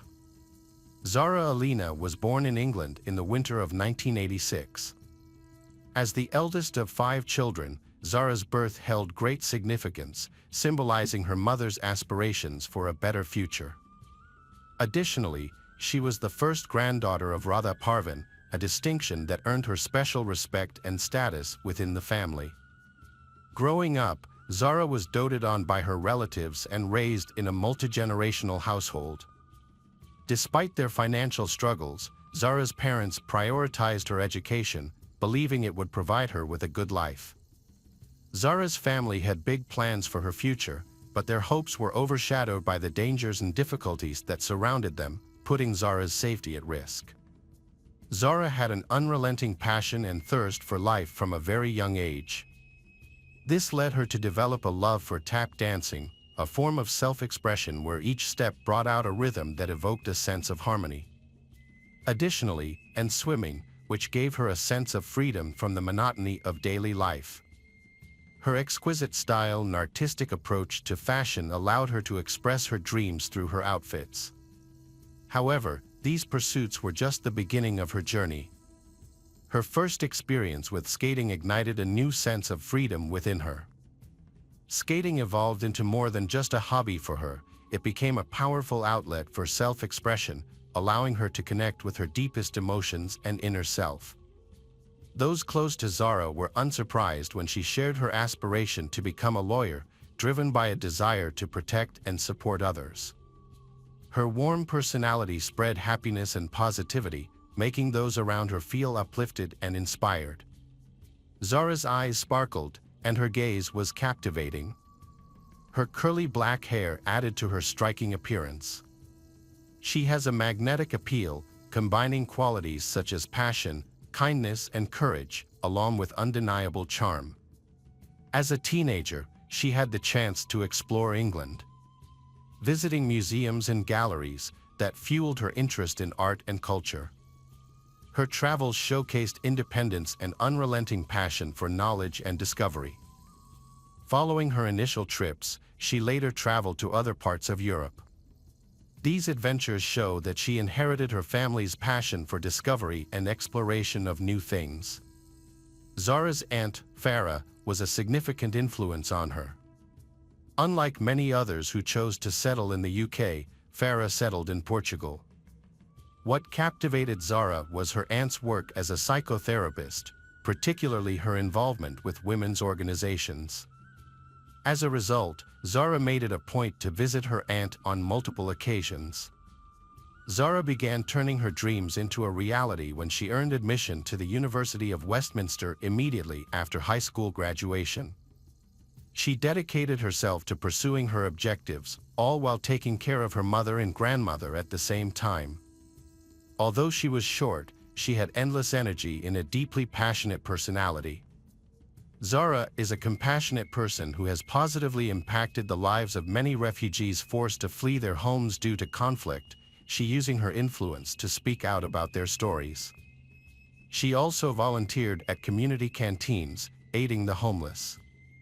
Zara has a remarkable talent for understanding what others need, and she always makes time for them a priority in her busy schedule.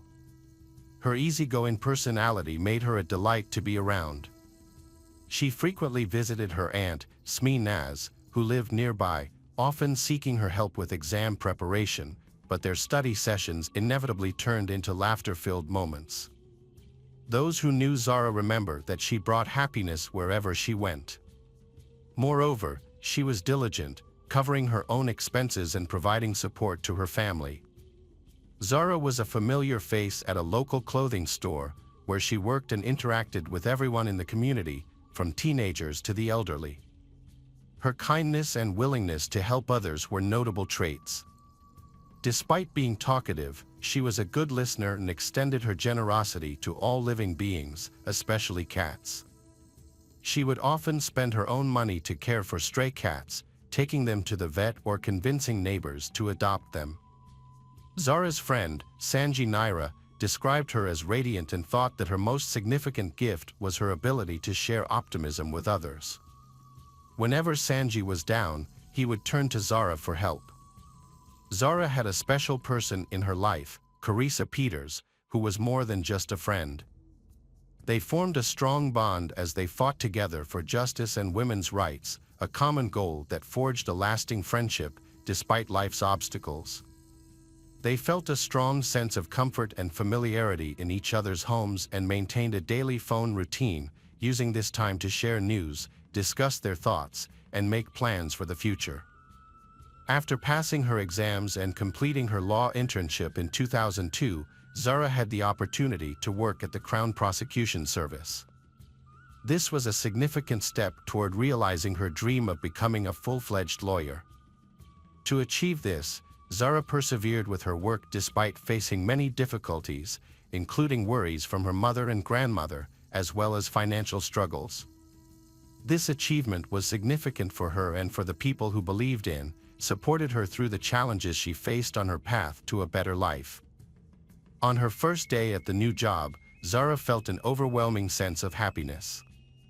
She shared a smiley selfie with friends and family, as if announcing the start of a new chapter in her life to the world. This new job was the final piece in the puzzle of her dreams, a culmination of years of hard work. Although being an administrator might seem like a secondary role to some, it was a significant milestone for Zara. At 35 years old, she entered a new phase of her life, which sparked in her a sense of excitement and determination that filled her with a clear direction and goal. This wasn't just another working day. It marked the beginning of a new era in her life, one where she felt truly fulfilled and happy. The new job boosted Zara's confidence, and she felt it was time to start her own family. She envisioned her children living happy, protected lives filled with love and harmony. With each passing day, Zara saw herself moving closer to her dream of having a family. Her life was busy with work, volunteering, friends, and support from her mother and grandmother, who shared her home and provided care when needed. Despite her packed schedule, Zara enjoyed walking and valued her freedom of movement.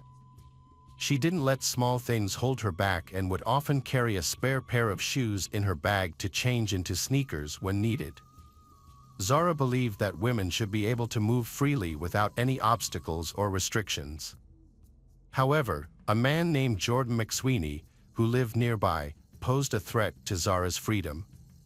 Jordan was a few years younger than Zara, and his origins were unknown.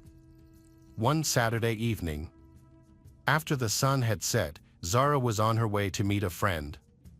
Despite not being in the mood, but she chose not to cancel, honoring her commitment. Zara was recognized for being extremely reliable and keeping her commitments, especially to her friends. Before leaving, she called Aunt Farah, but this time, a hint of anxiety crept into her voice.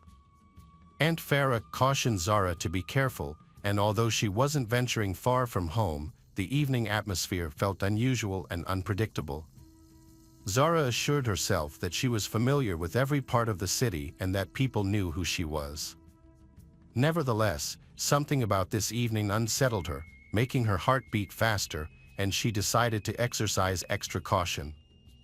Zara met her friend at the Ilford Big Spoon, a local bar on London's West End, at the scheduled time. Ilford in London is a vibrant and culturally diverse neighborhood ideal for evening meals and socializing. One Saturday evening, Zara and her friend came to this area. They then headed to another bar, where Zara had a couple of glasses of water. Meanwhile, Jordan was at a nearby nightclub, having one drink after another. As he drank, an idea formed in his mind, and he decided to act on it. He was determined to find a woman to attack that night.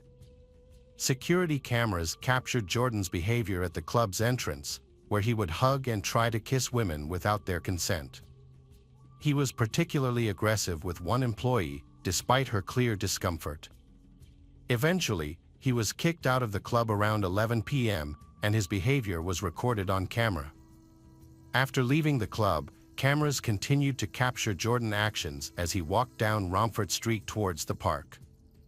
As Jordan walked, he spotted a woman and began to follow her. Jordan approached her, and she tried to avoid him by entering a store. However, Jordan waited for her outside, and when she left the store, he followed her again. He then crossed the street, keeping her in sight. When the woman entered her house, Jordan was forced to continue on his way. According to security footage, around 2 a.m. on Cranbrook Street, Jordan noticed another woman approaching him. Suddenly, Jordan quickened his pace, approaching a woman. However, two passing witnesses noticed his suspicious behavior, which was captured on video. Despite this, the woman managed to return home safely, leaving Jordan surprised and frustrated. He then returned to Cranbrook Street, having been unsuccessful. Around the same time, Zara and her friend decided to leave the bar and head home. It was 2 a.m. Her friend took a taxi, but Zara chose to walk, given the short distance and pleasant weather. As they parted ways, Zara began walking down Cranbrook Street, a residential area just a 10-minute walk from her house. It was then that Jordan spotted her. According to Chief Inspector Dave Williams, Jordan had a clear intention that night to attack a woman, regardless of the location. Cranbrook Street remained busy, even in the early hours, with a steady flow of traffic. Jordan had a history of offenses dating back to 2006 to 2009, for which he was sentenced in a Kent juvenile court at the age of 13.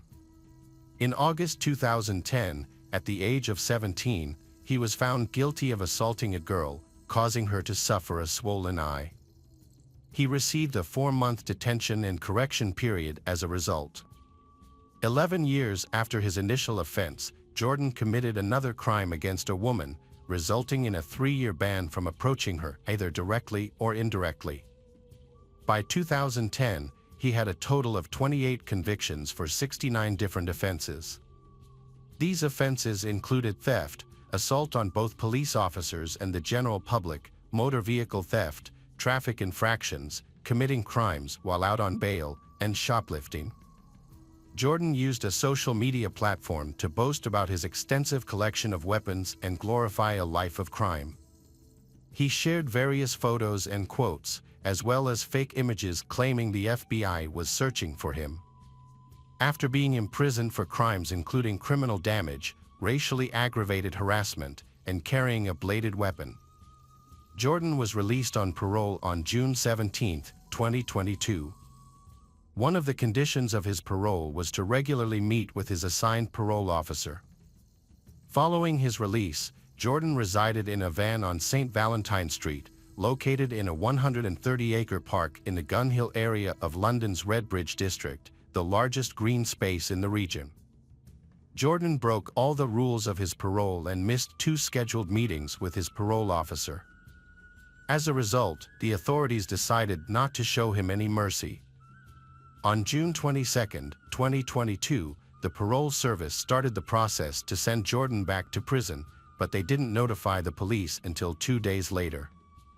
On the morning of Saturday, June 25, 2022, police went to his mother's house to arrest him, only to find he was not there.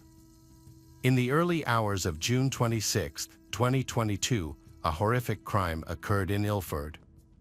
Zara was discovered on the sidewalk, displaying signs of abuse, with her belongings scattered around her. Her body showed evidence of severe injuries, her clothes were torn, and her eyes indicated a desperate struggle for survival. A passerby immediately recognized the gravity of the situation and began administering chest compressions and CPR in an attempt to save Zara's life. Despite the efforts of passers-by and emergency medical responders, Zara's injuries proved too severe. She fought for her life but ultimately passing away at 9:58 a.m. on Sunday.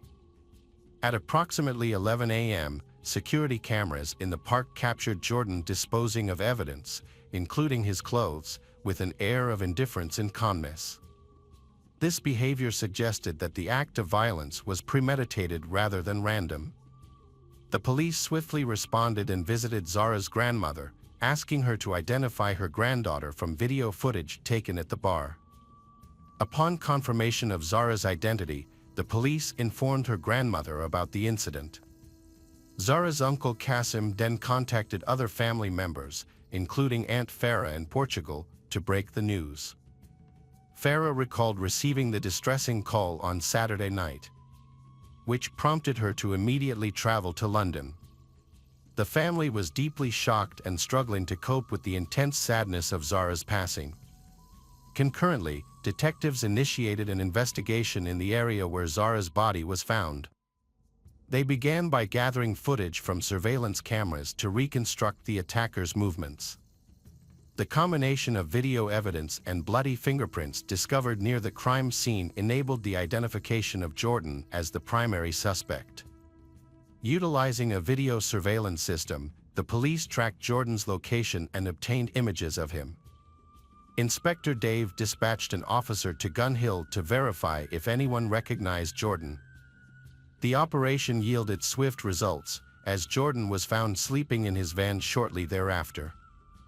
The authorities immediately arrested Jordan, who was found with blood-stained clothes and shoes that he was trying to dispose of. Despite lengthy interrogations, he refused to speak or reveal any information about himself. Meanwhile, new video footage emerged, allowing police to piece together the incident surrounding the crime. The incident led parole officer Justin Russell to criticize the handling of Jordan's case, highlighting a series of errors. Jordan has a criminal history dating back to the age of 16 and has been in prison several times, making him a subject at high risk of committing a crime.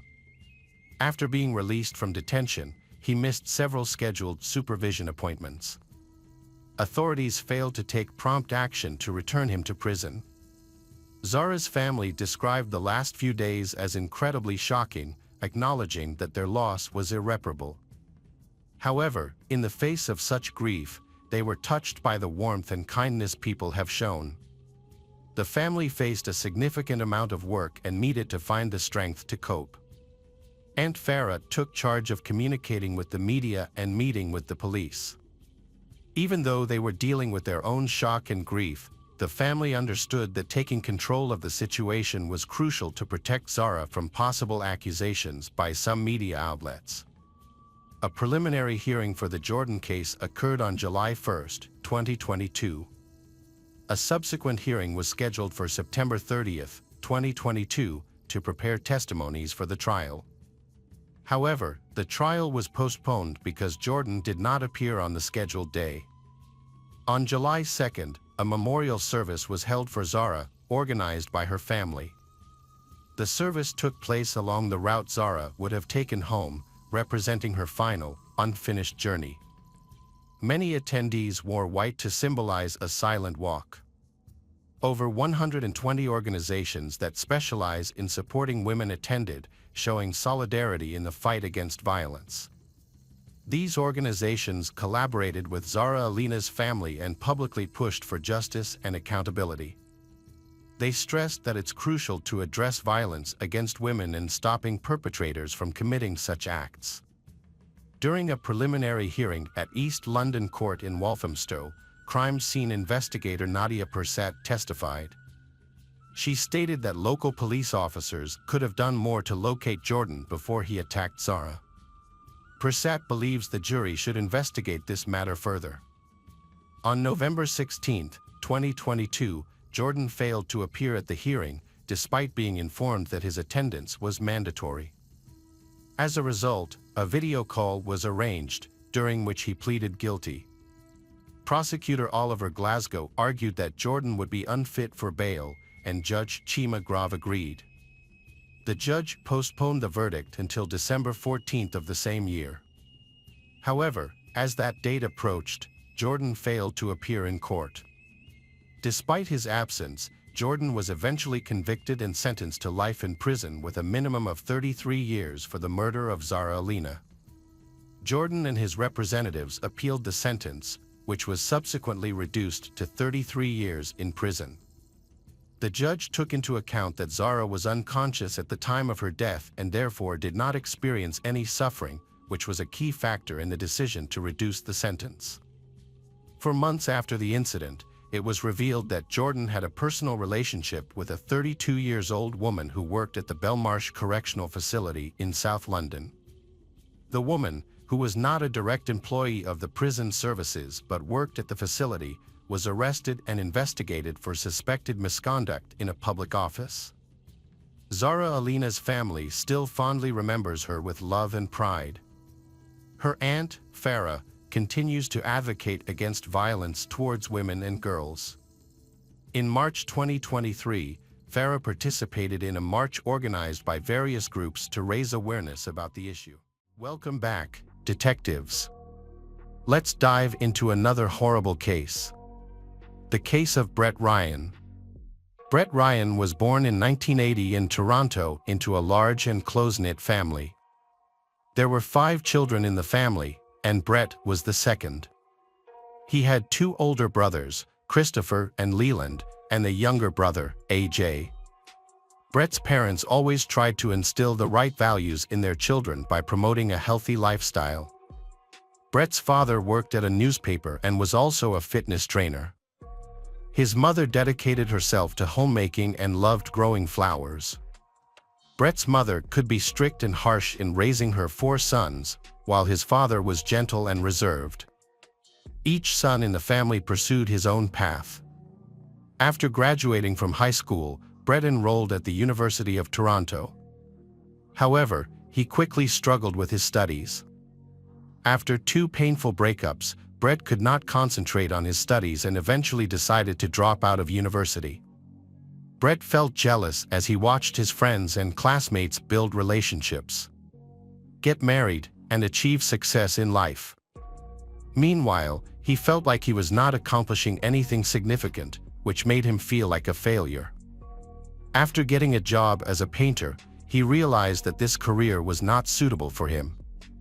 At the same time, Brett was concerned about his appearance, spending a lot of money on personal needs and on girls.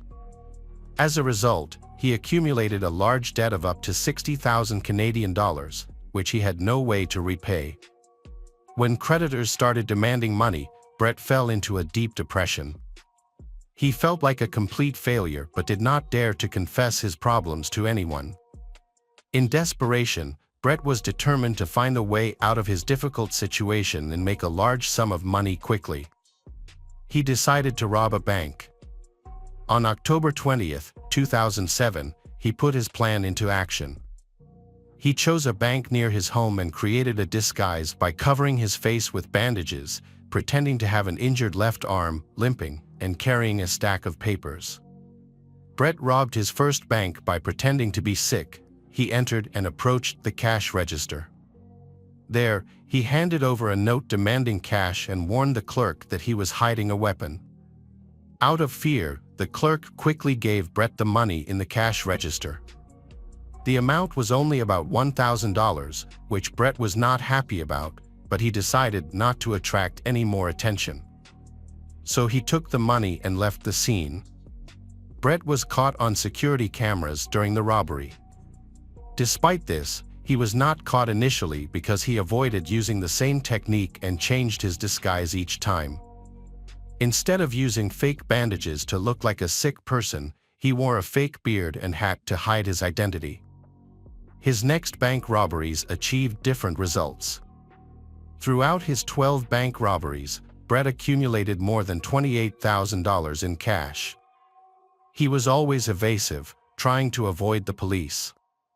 Finally, on June 20, 2008, the police identified Brett, and he was arrested during his 13th attempted robbery. This surprised everyone because Brett had previously volunteered at a children's hospital and was now a robber. Brett was sentenced to 5 years in prison. During his sentence, experts conducted psychological evaluations and concluded that he showed no signs of aggression or violence. Additionally, Brett did not use illegal substances and did not suffer from mental disorders during his sentence. After 2 years, Brett was paroled for good behavior. The prison staff were impressed with him because he was a pleasant, charismatic, and hardworking young man. They felt that he had only made one serious mistake due to the pressure of debt and deserved the second chance. Brett's record showed that he was a model prisoner with a low risk of reoffending. Upon his release, Brett was required to attend a course of psychotherapy and report any problems he encountered in his family relationships or at work. This helped him avoid reoffending. However, the reality turned out to be much more complicated than Brett had anticipated. The debts were still outstanding, and he could not pay them off. Finding a job was also difficult because no one wanted to hire an ex-convict, even though he had skills in painting. In desperation, Brett declared bankruptcy.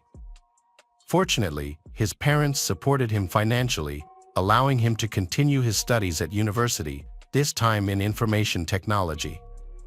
Brett also continued to see a psychologist under court order and tried to stabilize his life. During therapy, Brett was advised to be more open and honest with the people around him. In September 2011, a friend of Brett's arranged a blind date with a girl named Kristen Baxter.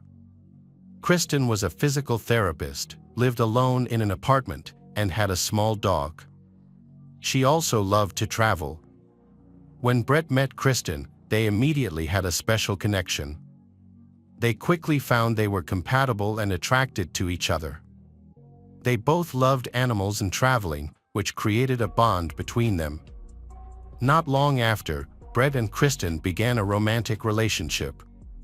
Brett and Kristen spent a lot of time together, attending sporting events and hiking. They also went on a vacation together in the Bahamas with Kristen's family. Kristen's dog immediately took a liking to Brett, which made a good impression. Brett's life seemed to be back on track, and he no longer exhibited suspicious behavior. He longed for a quiet and cozy life with his beloved girlfriend. When Brett moved into Kristen's apartment in January 2013, their relationship entered a new phase. They began thinking about getting married. However, Brett was hiding a truth from Kristen. In reality, he was not the person she thought he was. While Brett's brothers were building their careers and becoming independent, he was just studying and living off his parents' money. He hid his real life and focused only on enjoying the vibrant city life with Kristen. They enjoyed going to cozy restaurants and swimming in the pool at night, but Brett never revealed the truth about his circumstances. Brett and Kristen often traveled to warm countries. However, their lives were turned upside down when Brett's father suddenly passed away. Brett moved in with his mother to help with the funeral arrangements and support her during this difficult time. During this period, Brett confessed to his mother, Susan, that he loved Kristen very much and dreamed of marrying her. However, he did not have enough money to buy a decent engagement ring, so he hesitated to propose. Brett's mother was touched by her son's words and gave him money to buy an expensive ring. With a luxurious diamond ring, Brett proposed to Kristen, and she accepted. The couple began to prepare for their wedding. However, Brett still had many worries about the future. He didn't know how he would support his family. He also had legal issues, bankruptcy, and debt that he hadn't disclosed to Kristen. To address these issues, Brett decided to focus on finding a decent, stable job. In early 2016, Brett finally found a good job in the IT field. He was very happy to share this news with Kristen, and they decided to celebrate with their families. However, everything changed when his new employer learned about his criminal past and fired him immediately. This took a serious toll on Brett's self-esteem. To avoid upsetting Kristen, Brett decided not to tell her about this failure. Instead, he lied and said that he would work remotely from home. Every day, when Kristen went to work, Brett would pretend to work on the computer. Kristen was very happy, thinking that Brett would start earning a lot of money and they would be able to stand on their own. Kristen started preparing for the wedding scheduled for September 16, 2016. She chose the most beautiful and expensive options they could afford. A luxurious banquet hall was booked for the ceremony, and the bachelor party before the wedding was to be held at a luxurious ski resort. The couple even started looking for a spacious and cozy house to settle down in after the wedding, as they were tired of living in a small apartment. Susan was extremely happy, thinking that her son was independent, had graduated from college, and had a high-paying job. She looked forward to the day when her son would get married and move into his own house. But the reality was completely the opposite. Brett had lied about all of this. He was trapped in his own fabricated thoughts and could not get out. In an effort to earn money, Brett took on any side job he could and even helped his mother with housework to earn money. He went to see his mother every day, looking for things to do and fixing things to get paid. Susan became suspicious when she saw her son hanging around the house all day, constantly doing this and that instead of going to work. If Brett made as much money as he claimed, why did he need these odd jobs? Susan began to ask her son difficult questions, which Brett initially tried to avoid. But then he remembered his therapist's advice about the importance of honesty, and finally dared to confess his troubles to his mother. He begged his mother for significant financial support, promising to continue looking for work. However, his mother was extremely disappointed and angry when she learned the truth. She refused to give him any money and threatened to tell Kristen everything. Brett was extremely angry at his mother's harsh words, and he feared that Kristen would leave him if she found out the truth. Brett was desperate because he didn't want to lose his girlfriend and have to move back in with his mother. He feared that if that happened, he would feel like a loser for the rest of his life. So he decided to carry out a strange plan. Unable to legally purchase a gun due to his criminal record, Brett chose to purchase a crossbow to avoid attracting unnecessary attention. He purchased the old crossbow with cash. The next day, Brett returned to his mother's house under the pretext of helping with home repairs to earn money. However, he had other intentions. On August 25, 2016, his mother, Kristen, woke up early as usual and went to work. Meanwhile, Brett stayed home and pretended to work. In reality, he was preparing for another act. To avoid suspicion, Brett created a keystroke automaton on his computer to give the impression that he was working. He also set up an automatic email function to send at a specific time to create an alibi. Next, Brett gathered all the necessary items for his disguise into a gym bag, including clothes and a wig. To avoid being caught on surveillance cameras, he sneaked out of the house through the fire escape and went to Susan's house incognito, wearing clothes and a wig so that no one would recognize him. However, when he reached the door, he took off all his disguises and went inside. Once inside, Brett tried to convince his mother to give him money. But Susan continued to refuse. A fierce argument broke out between them, with Susan demanding that Brett confess his lie to Kristen. Otherwise, she would expose him herself. As the argument became more heated, Susan sensed something was wrong. She took advantage of the moment when Brett stepped outside and called her eldest son, Chris. She begged Chris to come and help resolve the conflict with Brett. Brett returned to the garage for an important reason: he had hidden a crossbow there earlier. Once he found the weapon, he began to prepare everything for the shot. However, this required more time and effort than he had imagined. At that moment, his mother entered the garage in a rage. Brett quickly found a nearby tool and struck her twice, hitting her in the cheek and ear. She screamed in pain and shock at the sight of her own son attacking her. A fight broke out between them. During the scuffle, both fell to the floor and rolled around, knocking over everything in their path. In the chaos, Brett found a long, dirty rag, and without thinking much, he used it to strangle her. Only after carrying out this act did Brett realize that things had gone terribly wrong. His original murder plan had turned into a nightmare. He remembered that his brother Chris, who had been called by their mother, was about to arrive at the garage. Brett decided to remove his brother from the list of potential witnesses. He jumped up, grabbed the crossbow, and started preparing. A plan to kill Chris formed in Brett's mind. After preparing everything for the new crime, Brett hid in the garage, waiting for Chris. Soon, Chris entered the garage to find their mother, not knowing that he was in danger. Brett quietly approached Chris from behind and shot him in the back of the head. Chris fell immediately. Brett dragged his body close to their mother's and covered it with a tarp. Brett quickly changed his clothes and prepared to run away. However, he did not expect that his younger brother, AJ, was visiting and appeared at the door. For Brett, this was a disastrous situation.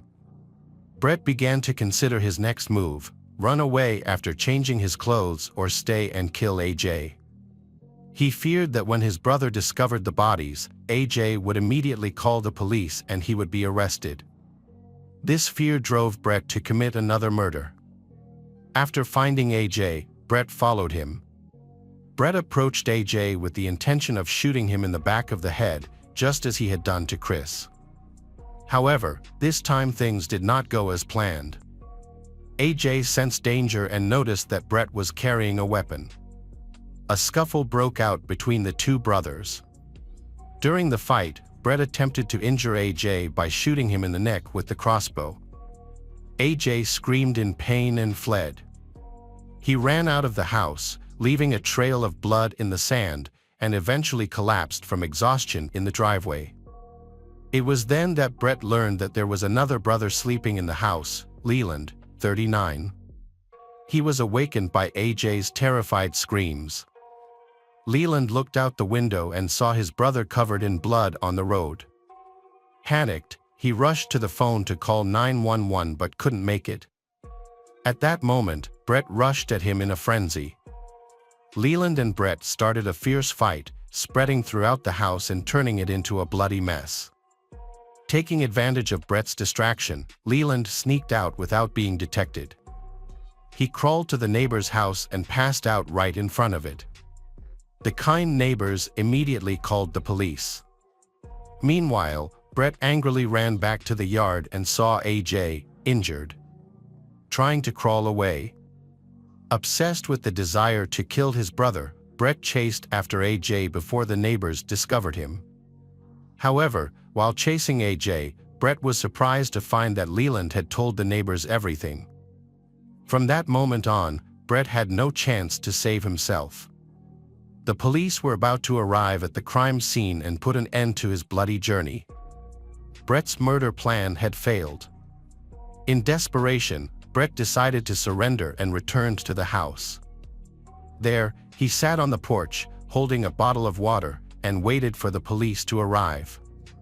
When the police and ambulance arrived, paramedics confirmed that their mother and Chris had passed away. AJ still had signs of life, but his condition was critical. However, on the way to the hospital, AJ passed away due to his injuries. Leland, despite his serious injuries, survived. He was taken to the hospital for treatment and medical attention and gradually began to recover. Meanwhile, Brett was arrested at the scene of the crime and faced serious charges of first-degree murder and attempted murder of his brother. The news left Kristen reeling, especially since their wedding was only 3 weeks away. Kristen was devastated when she learned the truth about her lover. Brett's criminal past, including a robbery conviction, financial hardship, unemployment, and the horrific murder of his family, left her in disbelief. She wondered how she could have lived with this man all this time without knowing the truth. Kristen immediately called off the wedding and returned to her apartment. There, she discovered a strange device that Brett had made to create an alibi. Mistaking it for an explosive device, she panicked and called the police. The police quickly arrived at the scene, evacuated the residents of the building, and began to carefully examine the mysterious device. After a short time, they discovered that the device was just a clever invention of Brett's. Although initially concerned about the danger, the police later realized that the device was harmless. However, they were impressed by Brett's extraordinary ingenuity and care. His intelligence and inner strength were undeniable, but unfortunately, he used them for the wrong purpose. At trial, Brett pleaded guilty and made a deal with the prosecution. He admitted that his actions constituted second-degree murder and hoped for a lighter sentence. Brett explained that he only intended to use the crossbow to scare his mother and have a serious talk with her. He wanted his mother to finally understand and support him, but things got out of hand. Brett claimed that he had no intention of hurting his brothers, they were simply in the wrong place at the wrong time. The prosecution believed that the defendant had planned to harm his mother from the beginning, not just stop at a conversation. They argued that Brett had brought the crossbow with the intention of killing Susan and should be held strictly responsible. As a result, he was convicted of first-degree murder of his mother and second-degree murder of his brother. The court handed down harsh sentences, 3 life terms with the possibility of parole after 25 years. In addition, Brett was sentenced to 10 years in prison for the attempted murder of his brother Leland. All sentences were to run concurrently, meaning he could only apply for early release after a quarter of a century. Brett's only surviving brother, Leland, received the sentence with relief. Despite the pain and bitterness of the loss, Leland truly respected Brett's remorse. In Leland's mind, his brother was not a bad person at heart but had lost his way in life. Brett had taken the path of deceit and was eventually mired in the quagmire of his own lies. He could no longer get out, which led to a terrible tragedy. Brett Ryan's terrifying story serves as a warning to us all. It demonstrates that small lies and the concealment of truth can lead to dire consequences. When we continue to lie, the lies grow and accumulate, becoming unmanageable. As a result, not only is the liar's life ruined, but so are the lives of their loved ones. Brett Ryan had the opportunity to change after his first prison sentence. He had the support of his girlfriend and a loving family, and he could have gone to school and found a job. However, he chose to lie, leading to a disastrous outcome and ruining more than one life. Whether Brett truly admitted his mistake or just wanted a lighter sentence is not as important as the lessons he learns while serving his life sentence. Can he look back on his life, reflect on his mistakes, and strive to become a better version of himself? Only Brett knows the answer. However, his story certainly makes us reflect on our own actions. Welcome back, detectives. Let's dive into another horrible case. The case of Ardith Wood. Ardith Wood, a 27-year-old woman, is a beautiful and extremely intelligent girl. She was a PhD candidate in philosophy at Waterloo University and worked as an editor for a philosophy journal. Ardith is about to achieve his long-held dream of becoming a professor. In the summer of 2003, Ardith visited her family in Ottawa, Canada. She spends time happily with her loved ones, going for walks and cooking together. On August 6th, Ardith went for a morning jog. When she returned home, she found her parents had thoughtfully prepared a delicious breakfast for her. With the warm weather, Ardith decided to borrow her brother's bike and go for a ride. She promised to return in a couple of hours.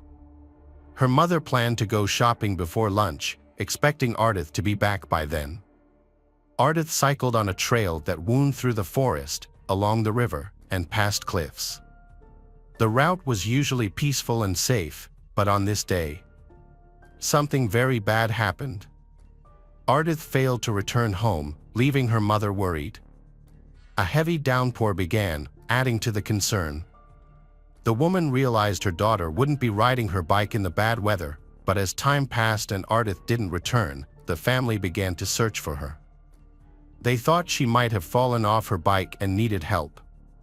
Since the city has many bike paths, they weren't sure which one she chose. They had to search the entire town.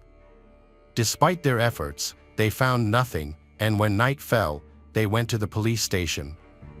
The bad weather forced them to postpone the search until the next morning. The next day there was still no news of Ardith, prompting police to launch the largest search operation in Ottawa history. The massive search operation involved around 1,000 people, including rescue teams, police officers, dog handlers and trained dogs, helicopters, and a large number of volunteers. Ardith's family joined the search, putting up posters with her photo all over the city. However, the first few days showed no progress. The police then asked the public for help. Before long, a local resident called in, saying that on the day Ardith disappeared, she was on the bike path in the forest and saw a suspicious man with a bicycle. A young man with a pleasant appearance, well-dressed but acting suspiciously, was described by the witness. His behavior was frightening, as he had attempted to push a girl off her bike and drag her into the bushes. Fortunately, others arrived on the scene, and the perpetrator fell behind, allowing the girl to escape quickly. Following this incident, the girl no longer felt safe walking or cycling alone. The incident occurred in a Green Creek area, and she suspected the stranger may have also attacked Ardith. The witness was asked to create a composite sketch at the police station. The suspect was described as a light-skinned, dark-haired young man with a beard and glasses, aged 20 to 30 years old. He was athletically built. However, when the sketch was shown to Ardith's family, they did not recognize anyone familiar to Ardith. The sketch's features, such as glasses and a beard, were common at the time, making it difficult to pinpoint a specific individual. The investigators decided not to share Ardith's picture with the media, as they were concerned it would trigger a flood of misleading tips. Instead, police showed her photo to local residents. Believing someone must have seen her due to her striking appearance, they believed it was likely that a witness had seen her and could offer a valuable clue. Their assumption proved correct when 16-year-old Laura called the police. Laura said she saw Ardith on the bike trail on the same day that Ardith went missing. Laura was riding her bicycle and noticed Ardith sitting on a rock, appearing to rest. As Laura continued on, she heard a scream and turned to see Ardith arguing with a man. Laura was unsure what to make of the situation, thinking it might be a lover's quarrel. Ardith didn't seem to be calling for help, and Ardith eventually followed the man into the woods. Laura wanted to know what was happening but was scared by an approaching storm, and she quickly rode home. As Laura was leaving, she thought she heard a scream. The police asked her to come to the station to look at a composite sketch of a suspect. She recognized the person in the sketch. According to Laura, the incident occurred around 10 p.m. at Green Creek.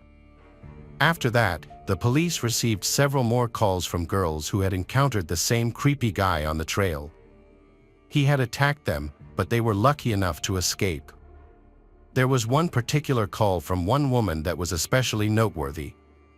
She described how an attractive stranger approached her while she was walking.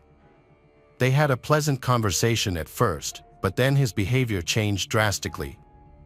The man started grabbing her, but the woman was able to push him away with her bicycle and quickly flee. She didn't look back, fearing he would catch up to her. When she got home, she told her family about the incident and warned them to stay away from that area.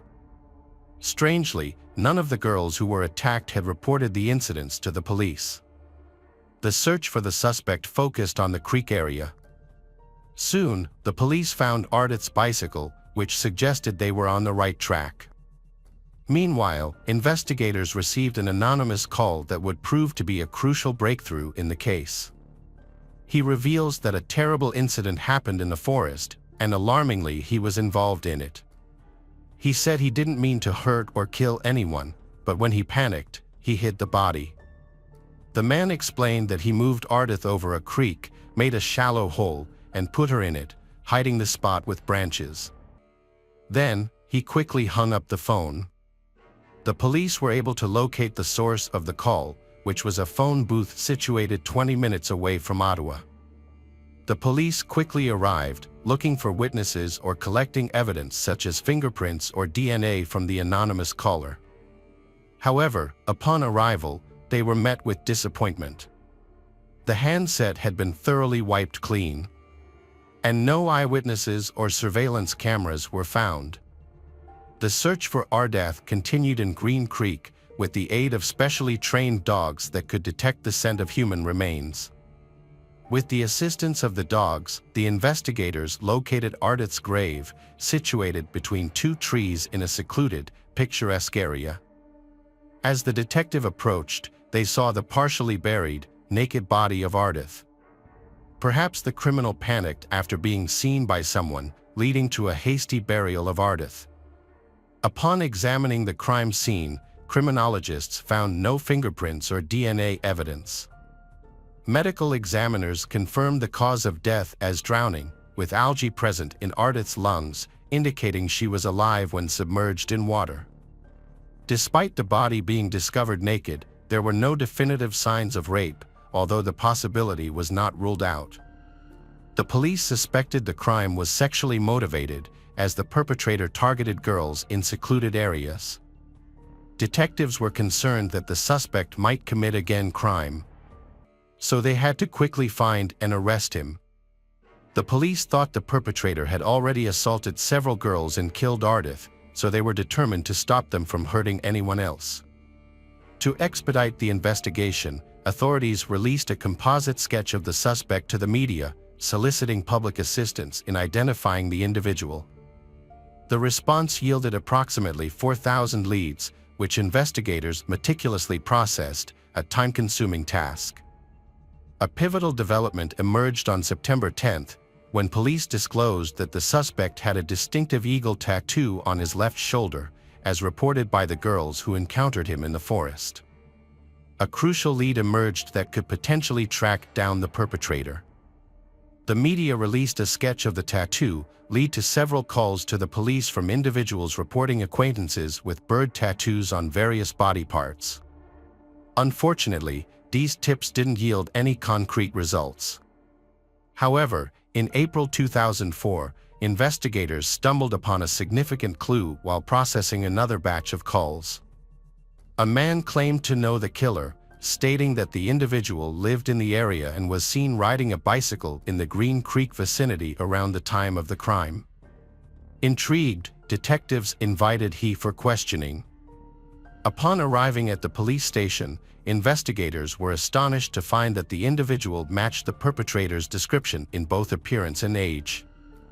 During the conversation, the young man displayed visible nervousness, stating that he frequently rode his bike along the trail without understanding the issue at hand.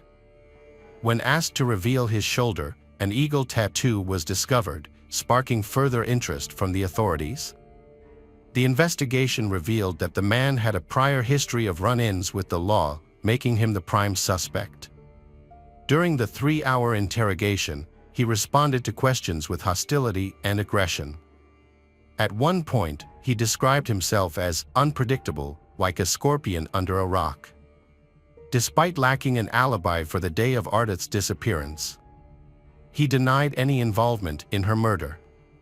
However, due to insufficient evidence, the suspect was released, but the police kept him under surveillance. Weeks later, he was brought in for questioning again. This time, the detectives were better prepared, having gathered more information about him. They also suggested he take a polygraph test, which he agreed to and surprisingly passed. Consequently, the police were left with no alternative but to dismiss the suspicions against him. With the investigation stalled, the Ottawa police offered a $50,000 reward for any information that would help solve the case, the largest reward ever offered in similar circumstances. The response was extremely strong, with approximately 5,000 calls received, each providing a potential lead for the police to investigate. The investigator became interested in a tip about Christopher Myers, a 25-year-old janitor who had previously been convicted of selling illegal substances. Colleagues described Christopher as quiet and non-confrontational, with a face that closely resembled the composite sketch of the suspect, including a similar beard. Initially, the police were thrilled, thinking they had found the right man. However, they were wrong. Christopher had an alibi for the day of Ardith's disappearance. His landlord stated that on August 6, 2003, Christopher was at home in the morning, then he heading to his job at a restaurant. This revelation puzzled the police, as they wondered how the landlord could recall the details of that day so clearly a year later. Another discrepancy emerged. Christopher did not have an eagle tattoo on his shoulder, despite witnesses claiming to have seen one. The detectives considered the possibility that he had removed the tattoo and remained convinced that Christopher was the suspect they were looking for. They were determined to prove it. A few weeks after Ardith's incident, a similar attack took place in the evening. A girl who bore a striking resemblance to Ardith was walking alone across a bridge when she noticed someone following her. Upon turning around, she saw an attractive man approaching on a bicycle. The girl made it clear she wasn't interested in talking and asked to be left alone. The man initially rode past her, but then turned his bicycle around and charged at her. With no one nearby to assist, the attacker jumped off his bike and forcibly dragged the girl into the bushes. Her loud screams seemed to frighten the assailant, causing him to flee. The victim reported the incident to the police, but it was handled by different investigators who treated it as an attempted robbery. The detectives working on Ardith's case didn't learn about this incident until much later. In May, another similar attack occurred, targeting a blonde woman. The woman was walking home late one evening after attending a party when a stranger approached her, trying to initiate a conversation. After she asked to be left alone, the stranger claimed to be lost and asked for directions. The woman provided him with the necessary information, and he seemingly left. However, just 10 minutes later, he launched a surprise attack on her from the bushes. The assailant violently attacked the girl, strangling her and twisting her neck. Believing her life was in danger, she fiercely resisted by screaming, hitting, and biting him. Her cries for help caught the attention of nearby residents, who rushed out to investigate. The commotion frightened the attacker, causing him to flee in haste, but he not before making a critical mistake, dropping his phone. Upon investigation, it was discovered that the phone belonged to Christopher Myers. This discovery confirmed the connection between Christopher Myers and a number of cases that shared a similar motif, all targeted blonde girls of similar appearance. When brought in for questioning, Christopher denied any involvement in the murder or other attacks, claiming he had never been to Green Creek or met Ardith. He attributed his behavior to mental health issues and uncontrollable aggression, but insisted he had never physically harmed anyone. Detectives observed that Christopher had crooked teeth and asked him to undergo a polygraph test. The 5-hour test revealed that Christopher was not telling the truth, but he insisted he was innocent, claiming the polygraph results were incorrect. As polygraph results are not admissible as evidence, Christopher to be released. Over the next 5 months, detectives gathered more evidence by interviewing Christopher's acquaintances, including family members, friends, co-workers, and his ex-girlfriend. The investigation found that Christopher had a tough childhood due to growing up in a home plagued by alcoholism. As a result, he developed attention deficit disorder and schizophrenia. Christopher was removed from his biological family and adopted by another couple who showed him love and care. However, his behavioral problems were too difficult to control, and when he was 12 years old, his adoptive parents took him back to the orphanage. As he aged, Christopher appeared to lead a typical life. He graduated from school, attended university, made friends, and lived in a dorm. However, Christopher's roommate thought him strange due to the disturbing stories he shared, which eventually led to him dorm kicked out. An ex-girlfriend revealed that Christopher enjoyed cycling in Ottawa's scenic trails and had a fascination with tattoos, notably one of an eagle on his left shoulder. A sketch of the tattoo was shown to the ex-girlfriend. She confirmed its resemblance to the one Christopher had. On October 13, 2005, Christopher was called in for questioning. The interrogation took place in a small room, with burly men who positioned their chairs close to Christopher, exerting significant psychological pressure. The investigators began with a straightforward assertion: "We know you are responsible for Ardith's death." Christopher gave a vague response initially. 3 hours later, he began testifying, but his account was confusing and inconsistent. He admitted to being in Green Creek on the day of the incident, where he met Ardith. He was drawn to her beauty and tried to get to know her. He started by complimenting her and chatting, then invited her into the woods, and she agreed. In the woods, Christopher claimed he hugged and kissed her, but she pulled away, Ardith apparently not enjoying his advances. Ardith tried to run but fell into the creek. Christopher claimed he tried to save her but was unsuccessful. His actions after the incident, however, raised suspicions. He pulled her body from the water, undressed her, and buried her. When faced with a murder charge, Christopher immediately retracted his statement, claiming he had never met Ardith and his testimony was based on information gathered from the press. Christopher eventually confessed to the murder, providing a map of the trails in Green Creek where he encountered Ardith. He also identified another individual, likely 16 years old Laura, who witnessed him with Ardith in the forest. Laura confirmed that Christopher was the man she saw at the time. On October 20, 2005, Christopher was arrested. Initially, he agreed to recreate the incidents at the crime scene but later claimed it was not the correct location. Despite the evidence matching, Christopher's unstable mental state led to inconsistent testimony, and he confessed to additional attacks on girls, resulting in further charges. During the trial, Christopher's lawyer portrayed him as a troubled young man. Initially, Christopher denied his previous confessions but later decided to plead guilty on January 8, 2008, following his defense attorney's advice. 5 years after the murder, Christopher admitted to the crime but refused to provide motives or details. He also confessed to the other attacks. The prosecution argued that Christopher's presence on the forest trail that day was not coincidental. Instead, he was deliberately stalking potential victims, much like a hunter.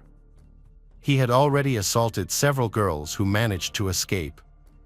It is thought that Christopher's intention was to sexually assault someone. Ardith happened to match his desired victim type, being a blonde woman he found attractive. Christopher tried to start a conversation with Ardith, but things got worse, and an argument broke out between them. Laura happened to be riding by, overheard their altercation. The killer tricked Ardith into going into the woods, where he attacked and tried to rape her. To escape, Ardith ran and jumped into the creek. However, Christopher caught up to her and drowned her, then buried her body. Ardith's parents supported the prosecution's account, stating that their daughter was a strong swimmer and couldn't have accidentally drowned in the creek. They believed Christopher had intentionally killed Ardith, but they couldn't understand why Ardith had followed him into the wood. As part of a plea deal, Christopher admitted to second-degree murder and was sentenced to life in prison with the possibility of parole after 10 years. In 2020, his parole application was rejected because authorities believed there was a significant likelihood he would reoffend against women. Hey detectives! Welcome back. We've got another mysterious case to explore. The case of Valentina Tres Palacios. Valentina Tres Palacios was born on December 16, 2001, in Bogotá, Colombia. She is currently studying international business and commerce, but her true passion is music. Since childhood, she has loved music and pursued this passion by studying and becoming a professional DJ. After receiving her DJ certificate, Valentina started her career in Colombia and quickly made a name for herself due to her talent and exceptional musicality. Throughout her career, she has made many friends from different countries. Valentina has had the opportunity to travel to many countries to perform and showcase her talent. She has performed with famous musicians and has toured more than 20 cities in her country. She has also participated in important international events, including festivals in Colombia, Chile, Mexico, Brazil, and Peru. With her talent and musicality, Valentina has been recognized as having a bright future ahead. She is loved and sought after across the country and regularly performs at top nightclubs. Valentina is a cheerful young woman who is always smiling and loves to party. She also maintains social media accounts where she shares her performances and updates her followers on her daily life. Valentina shares two important aspects of her life on social media: her growing popularity in the music industry and her romantic relationship with John Poulos, an American she met online in late 2021. As their relationship progressed, their communication improved significantly. Initially, Valentina was not looking for a serious relationship, but she eventually became attracted to John, and their relationship turned into a romance. John Poulos, a resident of the United States, showed a deep interest in Valentina's life. Valentina invested a lot in their relationship, and John supported her financially to help achieve her dreams. Valentina took a cosmetic course, which included hyaluronic acid injections into her lips, and later, enhancements to her cheekbones. John also recommended surgery in silicone breast implants, which significantly changed her appearance within a few months. These changes made Valentina the talk of the town. John sent her money regularly and eventually decided to marry her. John Poulos initially planned to move to Colombia to live with Valentina. However, Valentina became suspicious of the relationship because she knew that John was extremely jealous and had hired a private investigator to monitor her every contact and activity. By January 2023, John had committed to marrying Valentina and began arranging the necessary paperwork. He had also rented an apartment in the northern part of Bogotá, where he planned to spend weekends with Valentina until they found a permanent place to live. However, on January 22, 2023, a garbage collector discovered a blue suitcase in a dumpster near a park in Colombia. The suitcase was taped shut and surrounded by several trash bags. When the worker opened the suitcase, they discovered the body of a woman whose head was clearly visible inside. The worker was so frightened by the discovery that he drove several blocks away before calling the police. The Capitol Police Department quickly dispatched a team to investigate the incident. The officers who arrived at the scene witnessed a horrific sight. The victim's body was found in a suitcase. After several hours of investigation, the police identified the victim as Valentina Tres Palacios. An initial examination of the body showed no signs of violence, no weapons or knives were found, and there was no dismemberment. However, after opening the suitcase, detectives discovered that the victim was wearing pajamas with a belt. This suggested that the victim may have been attacked while she was sleeping. Additionally, police found a black cardboard box inside the suitcase containing items that could help identify the body, including a student ID card, a password that the victim often used, and several other documents and personal belongings. Investigators discovered something strange among the items they collected. These types of documents are not often found in similar cases. After finding the suitcase containing the body, the police contacted Valentina's family and learned that she had attended a party with friends on Saturday, January 21st. Forensic examination results showed that she had been hit multiple times in the head. Her body was found with severe injuries, including heavy bleeding on the right side of her tongue and 5 cuts around her neck, indicating that she had been strangled. After Valentina's murder, the police began questioning her friends and relatives. They started asking questions about Valentina's relationships. As a famous DJ with a hot body, she was a very popular and well-connected person. Among those questioned, a friend of Valentina's expressed concern and suspected Valentina's boyfriend, John Poulos, of being involved in the case because of his excessively jealous behavior. At this point, suspicions turned to Valentina's boyfriend, John, and a closer investigation into him was launched. The police initially relied on surveillance cameras around John's home, examining his actions on the days of the crime. John Poulos arrived in Bogotá at approximately 8:53 p.m. on January 19th. Surveillance cameras recorded him entering the apartment with a blue suitcase identical to the one used to contain Valentina's body. This information made John the first suspect to come to the attention of the police, as he was also the last person to see Valentina alive.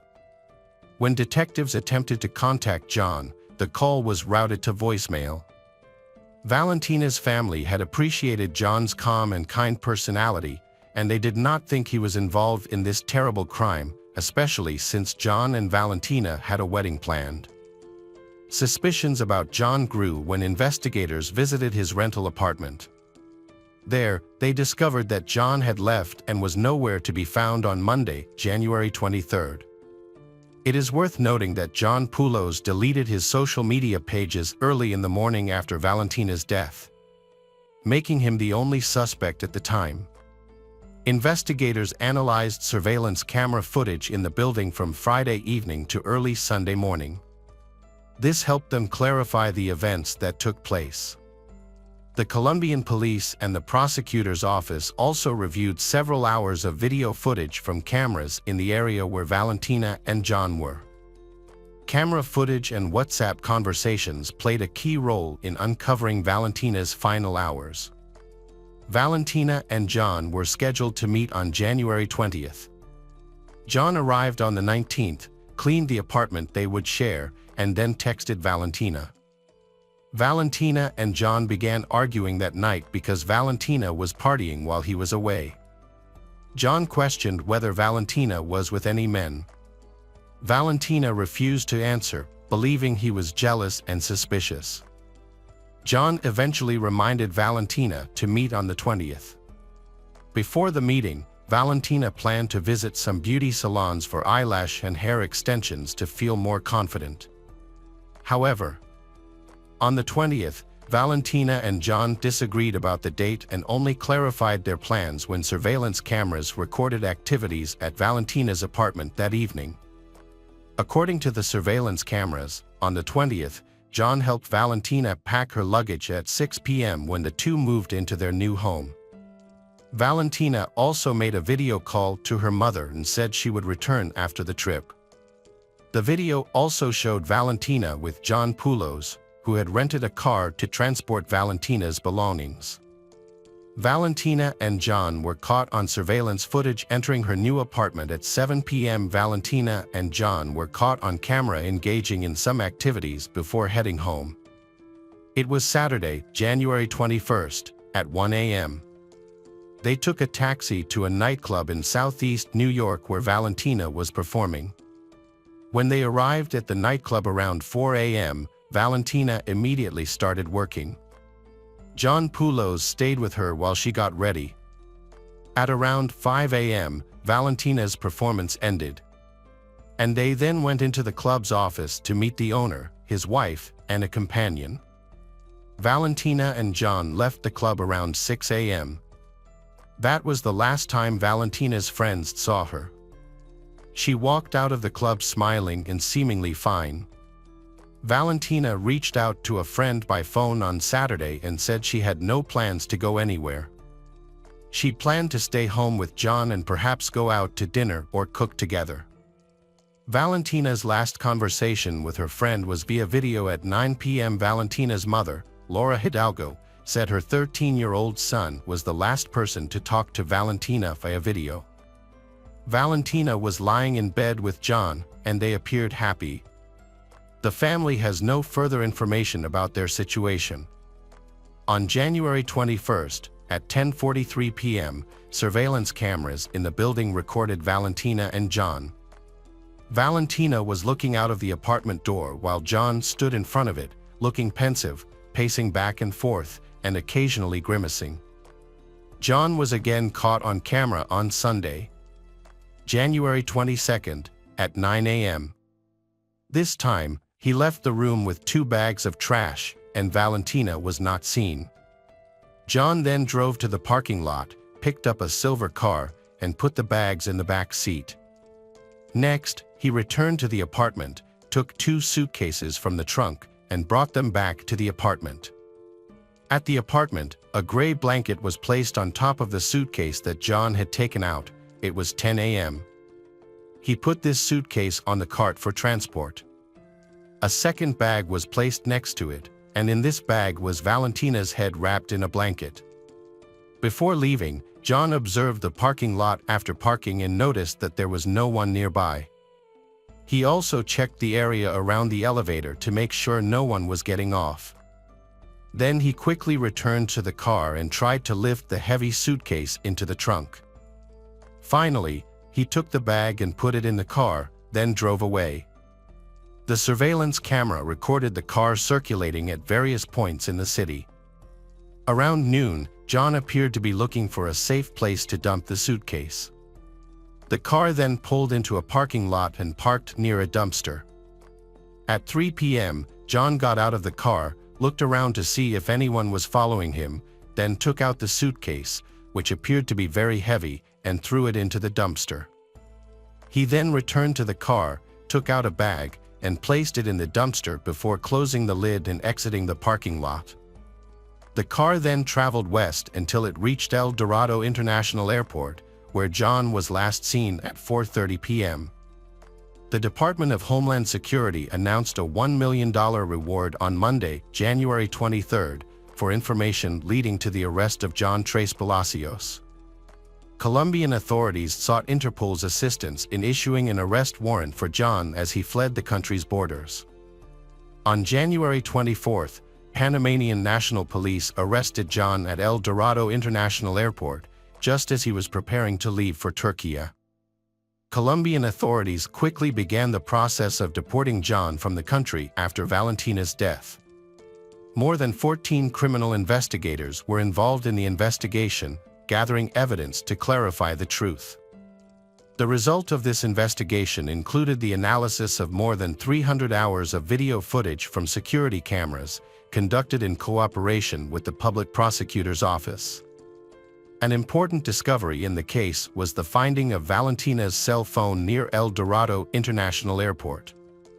A security guard happened to see the phone on the grass while walking near a gas station and picked it up. After realizing that the phone did not have a SIM card, he took it home with the intention of selling it, not knowing it belonged to Valentina. However, the security guard's wife called him after realizing that the photo of the girl on the phone's wallpaper matched the photos seen on social media, as well as the photo of the young woman found dead in the trash.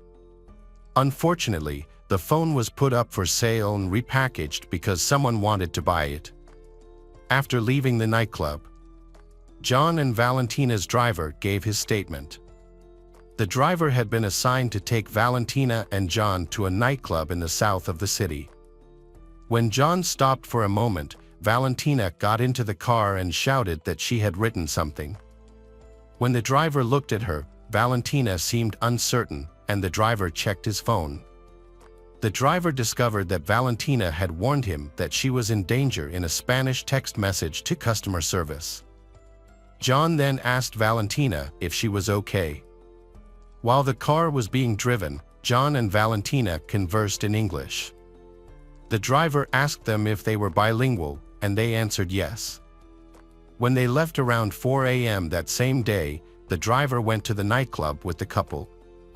He then knew nothing about the incident until he was informed of Valentina's death a few days later. In the WhatsApp version open on Valentina's computer, a friend of Valentina's in Caragana provided the prosecutor's office in Bogota with conversations on Valentina's computer, which offered clues about what happened. One of the key pieces of evidence found in the investigation of Valentina's case was a discovery by one of her friends, who found the suitcase containing her body.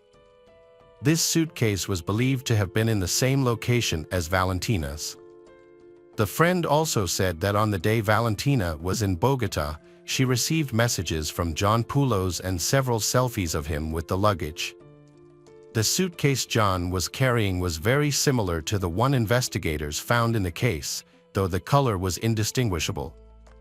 While it is unclear why Valentina left the WhatsApp session open on her friend's computer, the messages helped investigators understand what happened at night when Valentina was killed.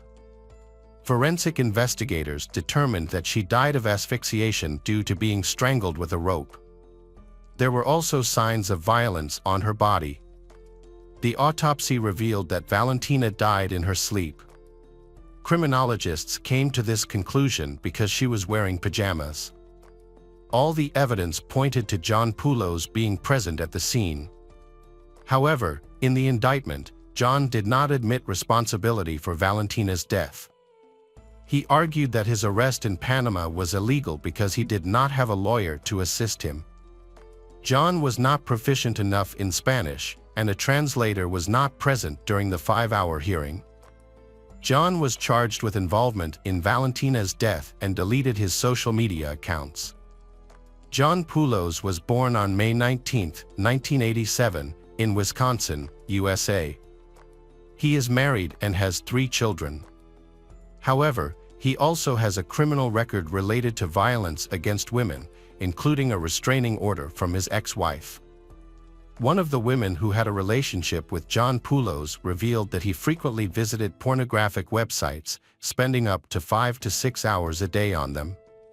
She also commented that John often exhibited strange behavior, such as fantasizing in telling ghost stories.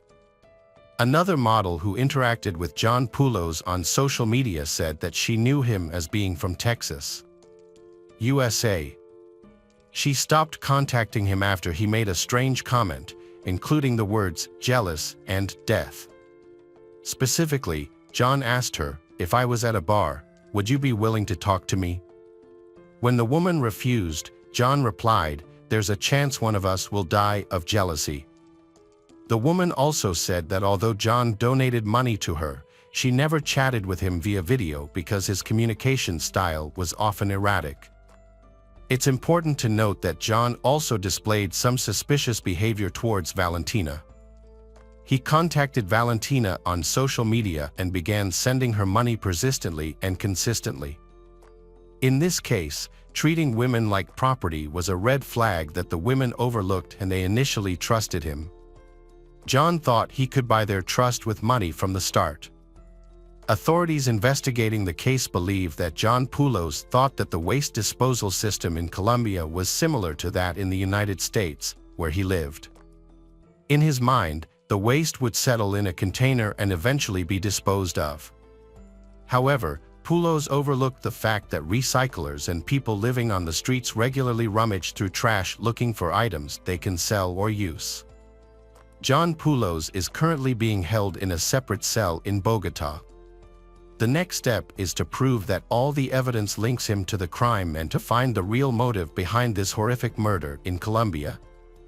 The criminal code stipulates a prison sentence of up to 50 years for the crime John was charged with. John Poulos was subsequently sentenced to 42 years and 8 months in prison, was banned from approaching or attempting to contact the Tres Palacios family for 20 years, and was ordered to be deported from Colombia after serving his sentence. John's defense team said they would appeal the verdict. They argued that John was innocent of Valentina's murder.